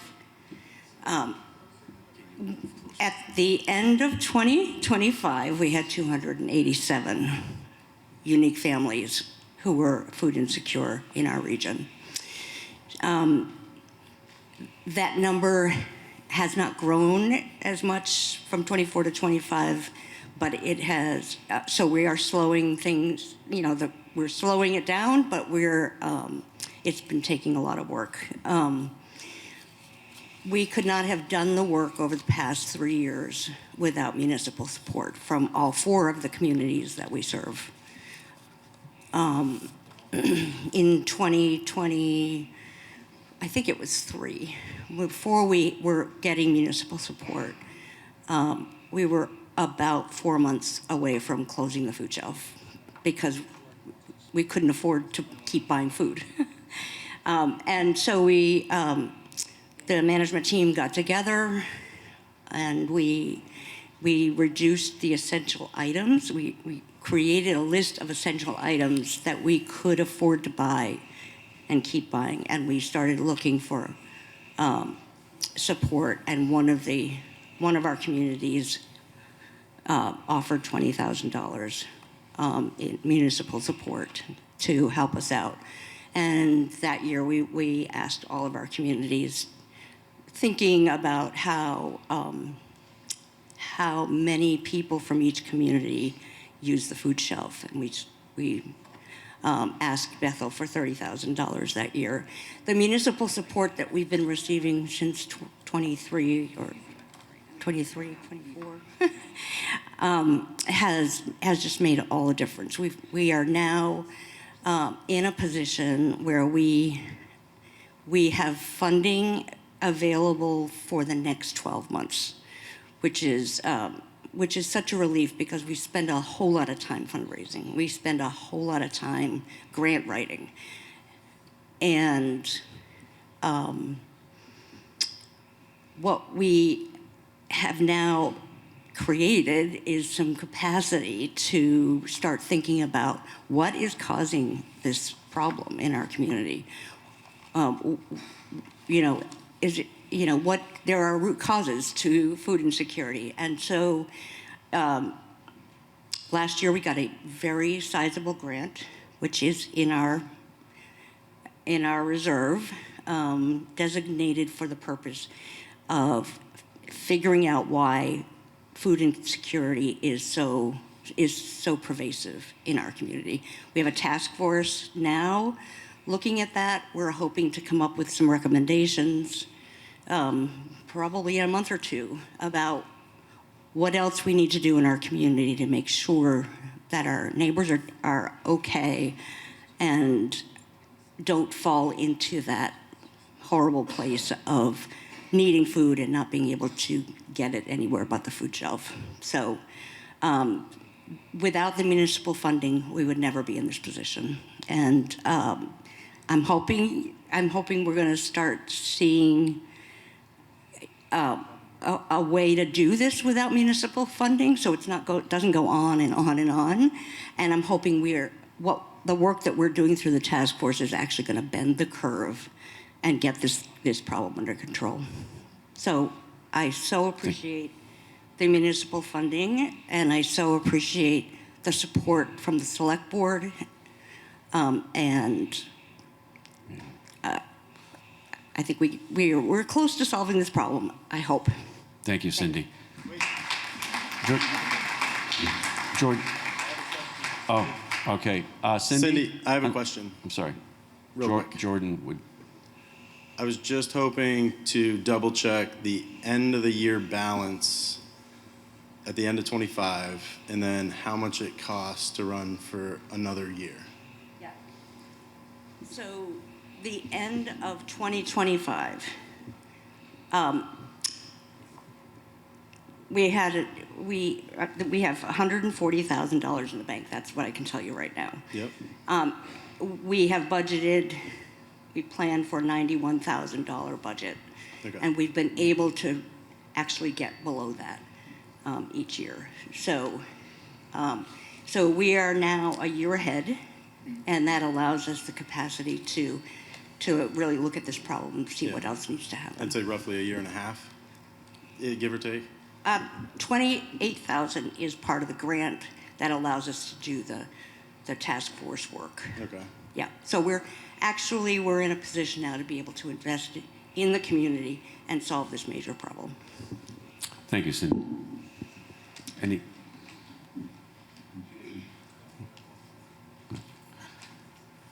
Go ahead, man. Yeah, I just want to speak to this. I think the food shelf's one of our most valuable human services that we have. Every meeting that Cindy attended, I made sure to point out that we're really grateful to have the food shelf, and we're really proud of the work they do with the limited budget they have. This is not a case of holding the food shelf accountable, but we do believe that if people believe in things like this, that they should donate money to them and stop forcing their neighbors to pay for it through increasing taxes. Because again, like I said before, raising taxes impacts low income and fixed income individuals, the very people we're trying to help with food insecurity. I grabbed my flyer, if you want to call it, from the food shelf table. I plan on writing a $100 check to them, and that leaves $2,900 left that they have to make up. So if there's 29 people who might be voting yes to approve this amendment, who want to write a $100 check, then we've solved the problem here. Gene? I'm sorry. Maureen. Do we have a microphone? Oh, there you go. Nancy Byron, I'm from Bethel. Right up against. On there 200 families that are in crisis, is there criteria on those people, or is it open to anybody that wants to walk in?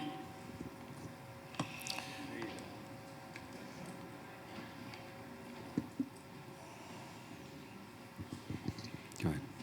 That's fine.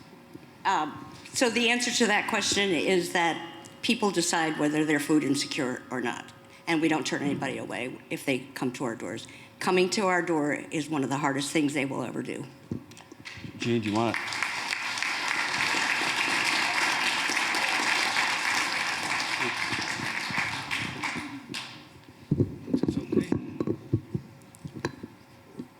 Oh, now you've done it. I've done it. Maureen Burnham, and I don't remember your name, I'm sorry. Ben. Ben, you mentioned asking our neighbors for help, and I had just done a quick calculation because I have family in Stockbridge as well as Barnard, and I know last year they were pretty surprised by their request from the food shelf. I volunteered at the food shelf, and I know growing up, we were certainly food insecure, and my parents never would have gone. Never. They still hate potatoes to this day. So, in Bethel, if we have 152 people that were served, and we're asking our townspeople to pay $30,000, it's only $197. But yet we're asking Stockbridge for $20,000, and they actually only had 33 people served. And as my part of the volunteering, I actually delivered to these places, and there's tons of people that need help. Plenty of them that I drove by that didn't realize they could actually have it delivered. So I just think we are their neighbors, and it starts in this room first.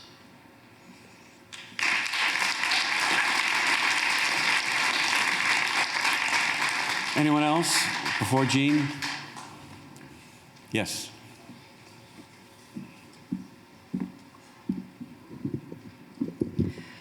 Becky Best, East Bethel. I've lived in this town almost 40 years now. July. I do not want to admit my age, but July, it'll be 40 years. Now, Ben, I've never met you before. I don't know if you're new in town, but I'm kind of assuming. This is the thing I want my tax dollars going towards. And if you want to hand me my $100 off my property taxes, I'll gladly hand it directly to the food shelf. Until then, this is where my tax dollars should be going. Thank you.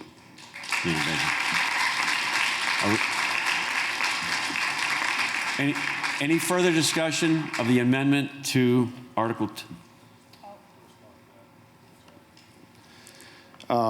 Yeah, go give $100 at the food shelf. I encourage you to do that. I mean, there's no reason we have to force everybody to give. We can give out of our own pockets. We could give more than $3,000 that we're taking out of the budget. And again, I realize we're not going to change anybody's mind. We're going to pass this amendment anyway. But it's an exercise, right? We could all be giving more, and we could give $6,000, and that would be even more than they asked for, right? So I loved, like I said earlier, I love the food shelf. I think there's no way to show compassion to people who are food insecure than by feeding them. This is a huge pull on my heart as well. But I said this before in a select board meeting, it's easy to be conspicuously compassionate if others are forced to bear the cost. And if you, please look that up, Murray Rothbard. Thank you, Ben. Chris, this is new on this art.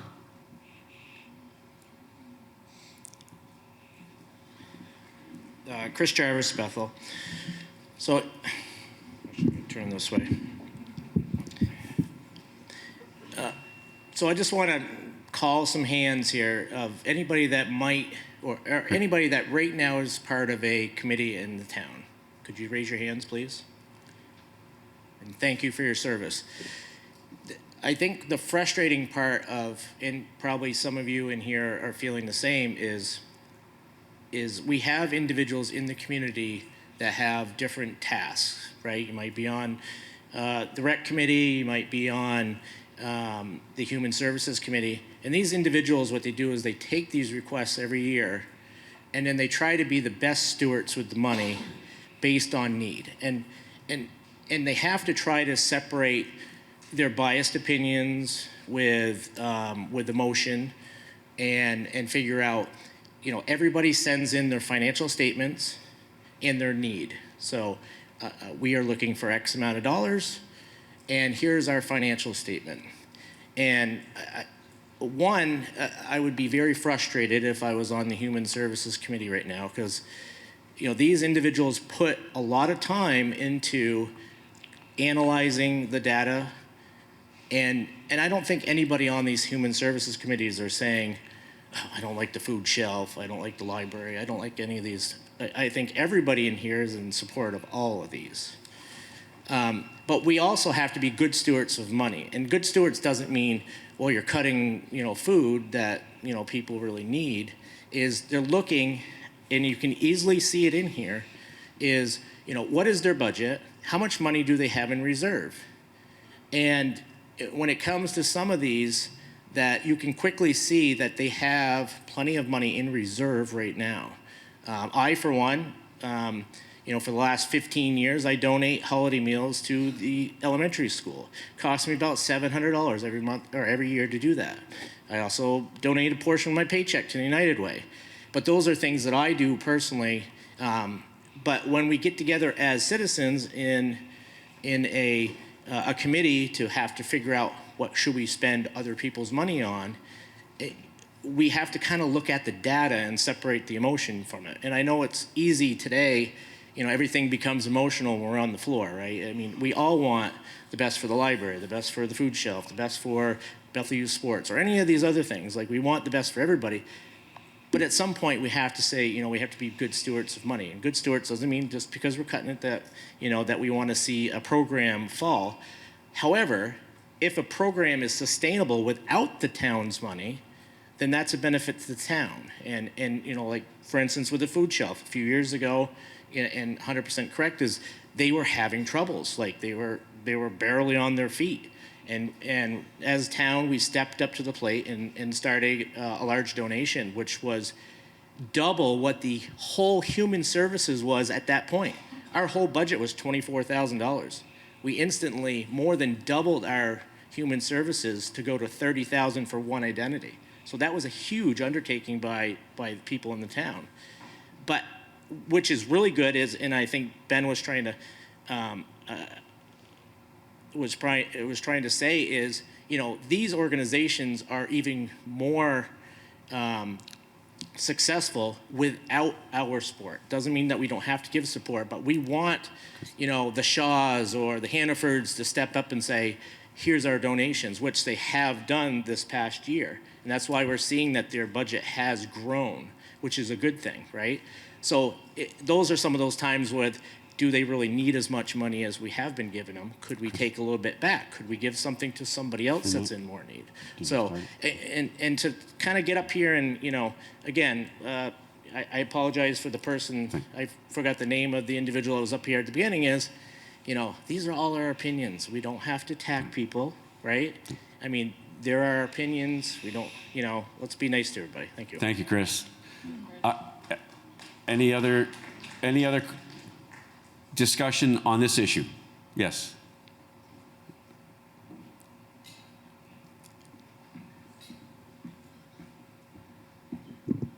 Hi, Teal Salen, Bethel. I just want to add quickly an alternative perspective, because I've heard people arguing one way and the other, and everyone seems to voice their support for these institutions while arguing completely opposite points.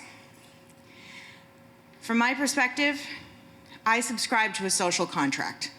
okay? I give my taxes as part of my contribution to my community, to my society. Because I know that I'm doing that, and I can then be confident that there is a social network that will help me if I fall.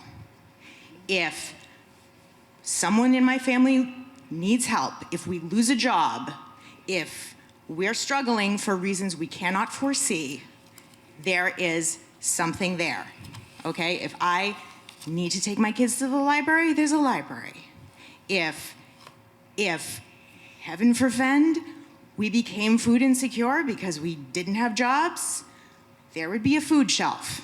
I don't care. I just want to support those institutions because they belong in my society, and I believe I have a moral obligation to contribute to them, and I believe that the structure that we have of taxes helps everyone contribute in a manageable way. And that's all I really have to say about it. Thank you, Tim. Let's fund things. Thank you, Tim. Nothing, I'm sorry? I have not spoken to the motion. I made the motion. I have not. Go right ahead.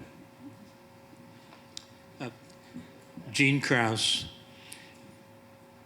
this will cost me on my taxes approximately 4 cents for the entire year. Now, that's an important piece of information that may get lost. So I say that. And I also make this motion as a donor who gives monthly to the food shelf. And I do that because I do not want anyone to be food insecure. Now, we are currently living in a wider culture where helping people is less valued by government officials.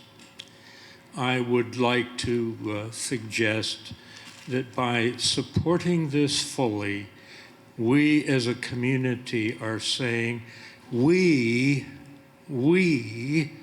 care for the people in our community, and we do our damnedest, to make it possible for everyone to be food secure. Thank you, Gene. And any further discussion? Mary's been waving her hand. Is there something to add to the conversation? Yes. Okay.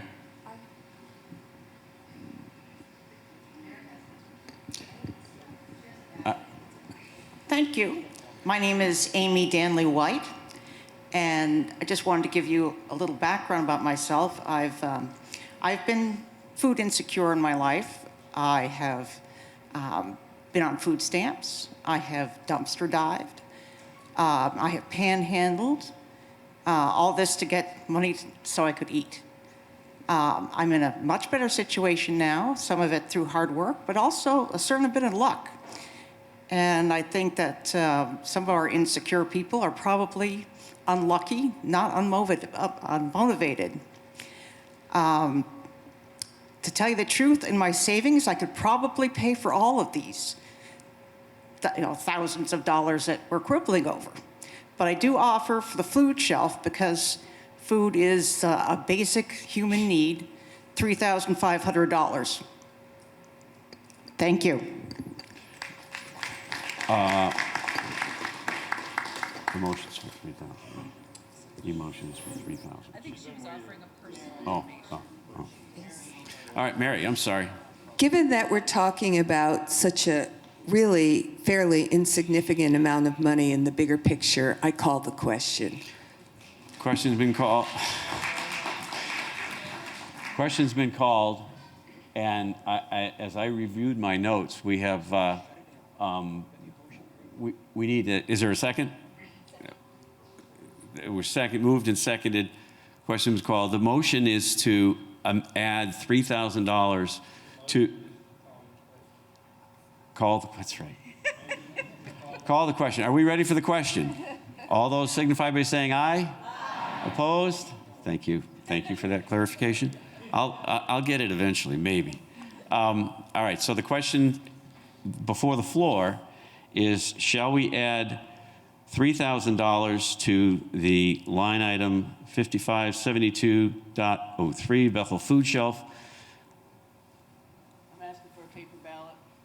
Okay, there's a paper ballot. Are there 7 other people in the 1, 2, 3, 4, 5, 6, 7? We have a paper ballot. So the motion on the floor is to add $3,000 to the Bethel Food Shelf line item. And voting yes indicates you support the addition of $3,000. Voting no, you're opposed to it. Would you please take a ballot? I think ballots are up in the back of the room.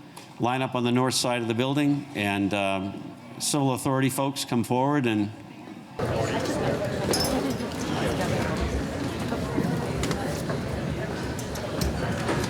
You just stand up anyway. Yeah.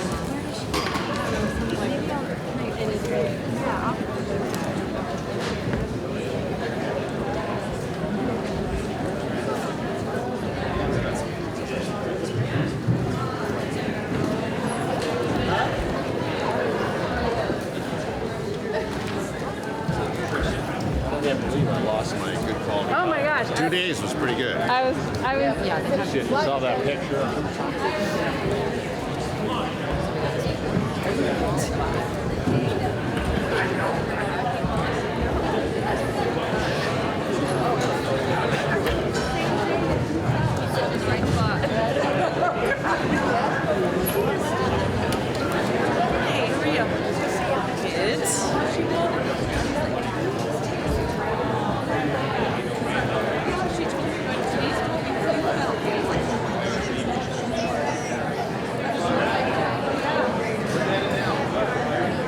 We have the results of the vote. 133 ballots were cast, 103 in favor of the motion, 30 opposed. The motion carries. So, do you have an updated number? Yep. Yep, we do. Yeah. Can you just give it to me? Right here. Okay. So the motion now on the floor goes back to Article 2. We have amended it so that it says, shall the voters authorize total fund expenditures for operating expenses of $3,327,287, of which $2,807,551 shall be raised by taxes, and the non-tax revenue remains the same, $519,736. Do you want me to write those on for you? That would be helpful. Yeah.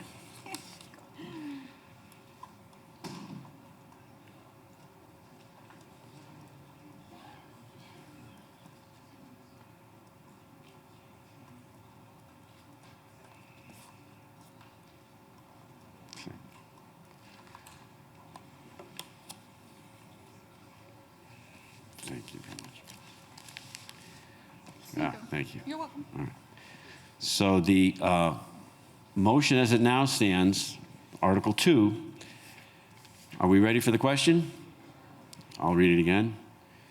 Shall the voters authorize total funding expenditures for operating expenses of $3,327,287, of which $2,807,551 shall be raised by taxes, and $519,736 non-tax revenues.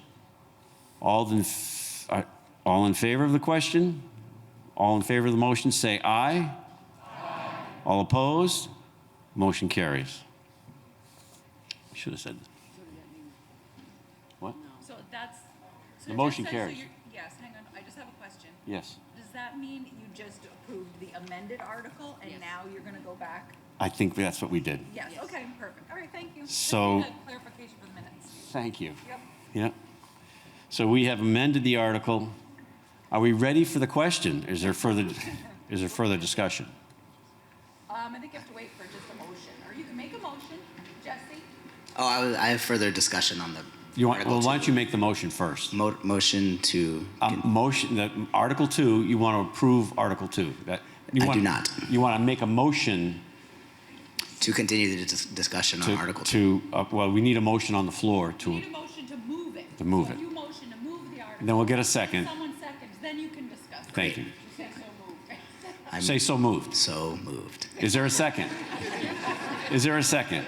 I see a hand up. Dick McCormick has seconded it. All right. So now we're open for discussion on the amended article. Amazing. I'm Jesse Platsky from Bethel. I would like to make an amendment to this article. We're looking at, we just voted to amend by adding, I think it was $6,500 back into the human services budget. Well, I'd like to propose that we take the $7,800 that was added to the police budget for this year and remove that and level fund from last year at, where were we? Instead of the $148,700 proposed for this year, we go back to what we had for last year, $149,000. Sure. It says. So what it says is there's a $7,800 increase to the law enforcement budget. I would like to propose to remove that increase. It's been moved and seconded. Thank you, Mel. That by Mel, seconded it. That we remove $7,800, the $7,800 increase in the line item related to police services. Line item, that number is? Oh, sorry, that is line item number 10-7-15-70.00, contract services. Okay. On page 27. Okay, and it's not cruiser repair, 17, what was it, the last number? 00, contract services, page 27. Okay. 10-7-15-70. Can I ask a question? Hold on. I'll have to get that clarification. Yes. Jesse, I just want a clarification. It's hard to do the budget in a bubble.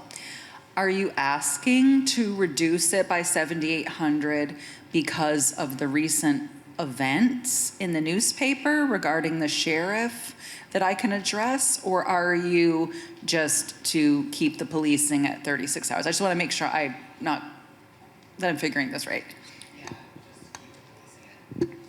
Okay, thank you very much. So he couldn't. He said that he was just because he wanted to level fund the hours. He said it. That's what he said. Did you hear me, Joanne? Okay. You're welcome. Okay. So it's been moved and seconded that we amend line item 10-7-15-70 by reduce it by $7,800. Is there discussion of the amendment proposed?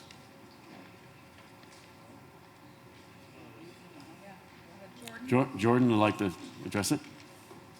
I would like to address that we just got through all the other services, and it was a minuscule amount of money for food insecurities, for the library for the kids, but it's not a minuscule amount of money to protect the kids, ourselves, others around us.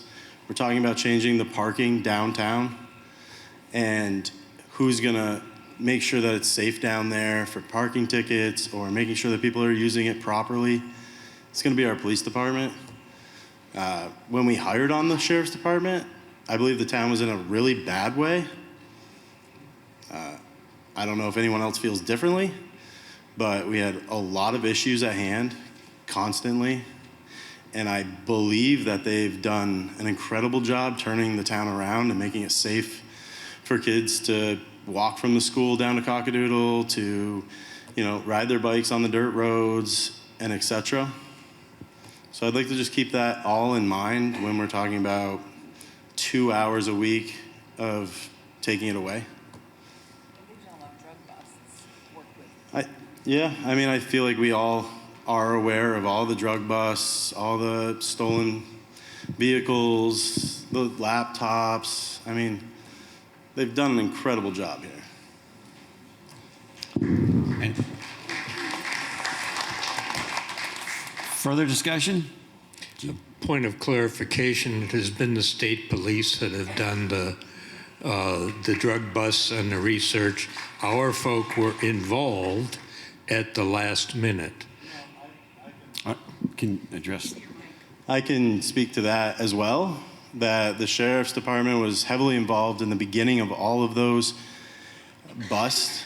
They worked with the state police, with other task force also, but there was multiple where people that I know and myself worked with the sheriff's department to get it moved up to the state police for their assistance. But I mean, I was there and I worked with the sheriff's department to open these cases to make sure that they were pushed. Thank you, Jordan. Any other comments, questions? Mary? I hear that there's really differing opinions on this, and in the interest of moving this meeting along, I'd like to call the question and let us get right to a vote. Let's see if I get it right this time. So there's a motion on the floor to call the question. So we need a second. We need a right? second to that. There's a second from the back, Scott. All right. So now we vote on whether we're going to call the question. Are we ready to end discussion and call for the motion? All those in favor of ending the discussion signify by saying aye. Aye. Opposed? Don't hear any. Motion Dana. carries. So we could call the question. I would call for a paper ballot. I'm sorry? I would call for a paper ballot. Okay. Are there seconds? 1, 2, 3, 4, 5, 6. I'm up to 6. Oh, 7. Okay. I got 3 of you. All right. So there'll be a paper ballot on the question of removing $7,800 from the contract services line in the budget. Yes, yes means that we will remove $7,800 from the contract services, and no means you're opposed to that. Keep it in the budget.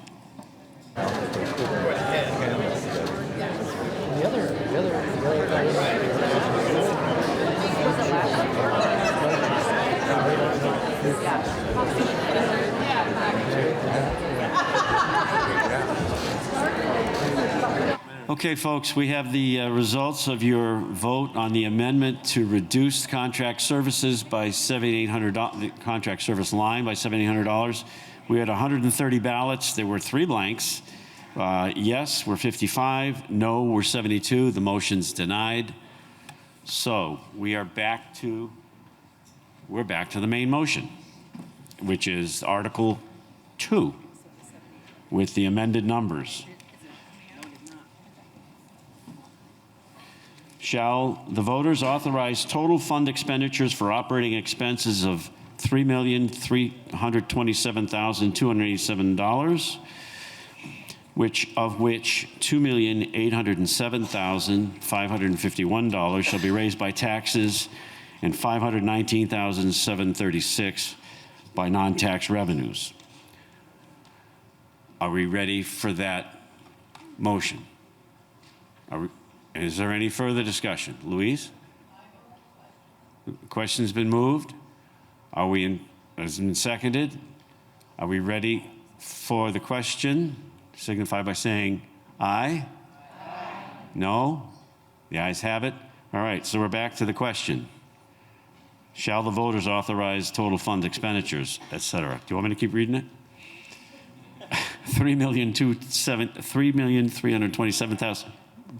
$287 expenses, of which $2,807,551 shall be raised by taxes and $519,736 non-tax revenues.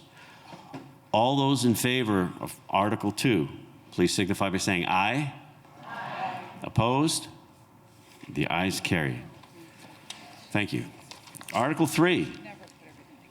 Shall the voters authorize the transfer of up to $425,000 for the purchase of a grader with money to come from the undesignated fund balance? I believe this is one of the items that Therese addressed at the outset. Is there a motion on the floor? It's been moved, Nancy, seconded by Louise. Is there discussion? Karen, do we have a microphone for Karen?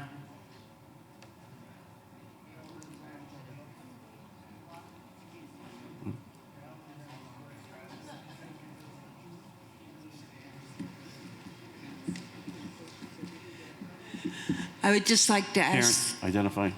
Oh, I'm Karen Bixler from East Bethel. I'd like to ask the board to consider when you're making this purchase the fact that there is a boycott of Caterpillar products due to the destruction that they are causing in Gaza.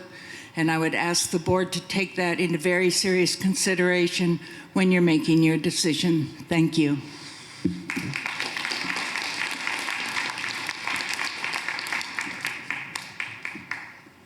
Is there further discussion?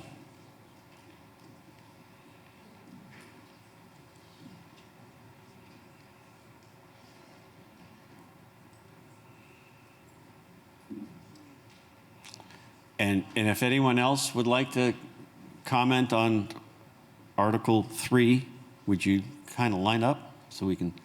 Thank you. And you can move that down so you can.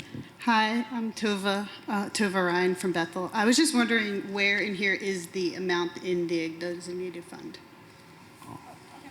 It's on, I'm sorry. I mentioned it. No, we're on total. I mentioned it earlier. It's not yet. When I was doing the budget summary, but I can tell you right now, Tova, hang on, let me just look to the right page. There is 3 in the total governmental fund balance. It was 3.3 million, and in just the general fund, there was 2 million. You're welcome. Thank you for asking. Any further discussion of Article 3? Are we ready for the question? All those in favor of shall the voters authorize the transfer up to $425,000 for the purchase of a grader with money to come from the undesignated fund balance, please signify by saying aye. Aye. Opposed? The ayes have it. Article 4. Shall the voters authorize the transfer of up to $80,000 for the purchase of a containment unit for filling air bottles for the self-contained breathing apparatus at the fire department, with money to come from the undesignated fund balance? Is there a motion? Louise made the motion. Is there a second? Nancy seconded. Is there discussion? Further discussion? Are we ready for the question? Shall the voters authorize the transfer of up to $80,000 for the purchase of a containment unit for filling air bottles for the self-contained breathing apparatus at the fire department, with money to come from the undesignated fund balance? All those in favor signify by saying aye. Aye. Opposed? The ayes have it. Article 5.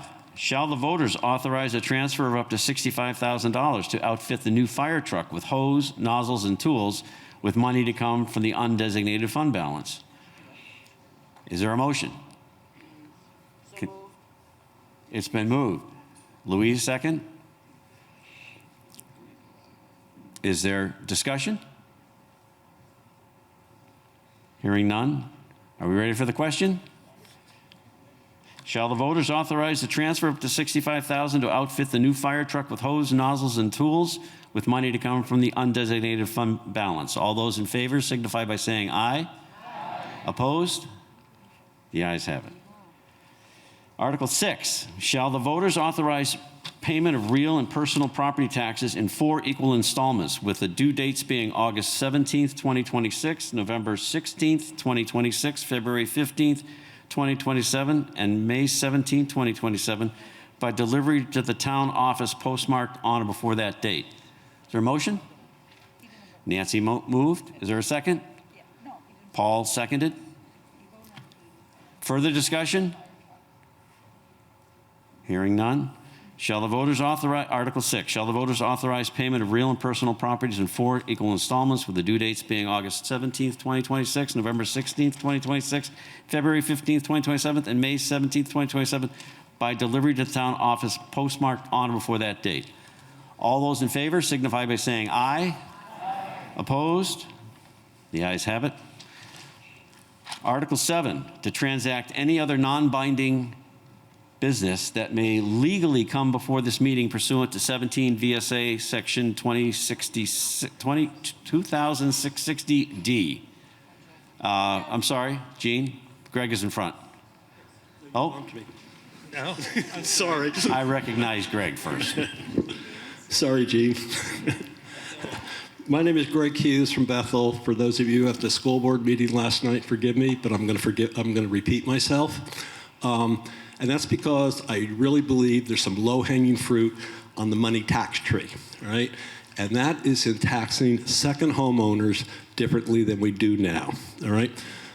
Vermont has the highest amount of second homeowners in the nation. Maine is first, we're second, all right? Primary homeowners, us, the people that can vote, we pay the 5th highest tax rate in the nation. And it doesn't have to be this way. Other states tax second homeowners differently, and they radically changed this. For example, in South Carolina, 20 years ago, in 2006, they changed their tax structure, and they tax second homes 50% higher than primary homes, all right? The effect of this isn't to pick on the secondary homeowners. The effect of this is to address our affordability crisis. This is to make it so that the people who are in our working class, making their living in the local economy, can afford to live here. And it's so that we can attract young families to come here and populate our town and populate our schools. This can be done. Montana did it just last year. They're very similar to us. They're rural. They have a recreation, agricultural-based economy. They totally changed their tax structure. They lowered the taxes on the primary homeowners and long-term rentals, and they raised the taxes on the second homes and the short-term rentals, and the results are dramatic. You're putting money into the pocket of the working class people, all right? Now, for those of you that are worried about your your hunting camps, don't worry. There's legislation pending in Vermont, and they're accepted. The only people that we're going to go after under the current legislation are winterized second homes. So if you agree with me, the legislation is sitting in Montpelier right now. If you agree with me, I would suggest you contact one of our legislators, tell them you support this, because we have some relief that could be available to us quite quickly. Thank you. Thank you, Greg. I'm sorry, Ellie, Jean was next, and yeah. Gene Krause, and I simply want to raise up with deep appreciation what we are doing here today. We are standing up for democracy. We are voting, we are discussing, we are debating, and we are trying to do that in a civil manner. That is not the way that all of our elected officials are behaving, and I think that it is critical and important that we are able to do that here in the town of Bethel. Thank you, Gene.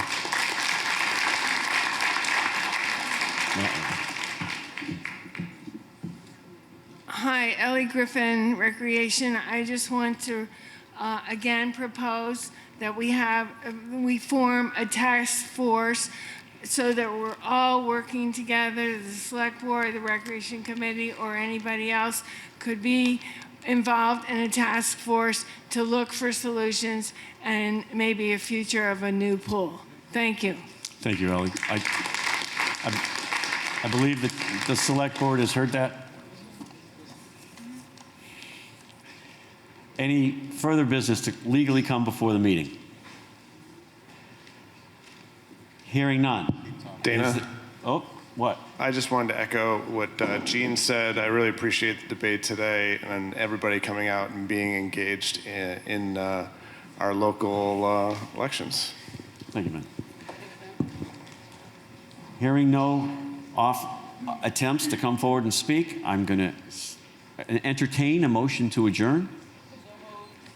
It's been moved and seconded. All those in favor? Thank you very much.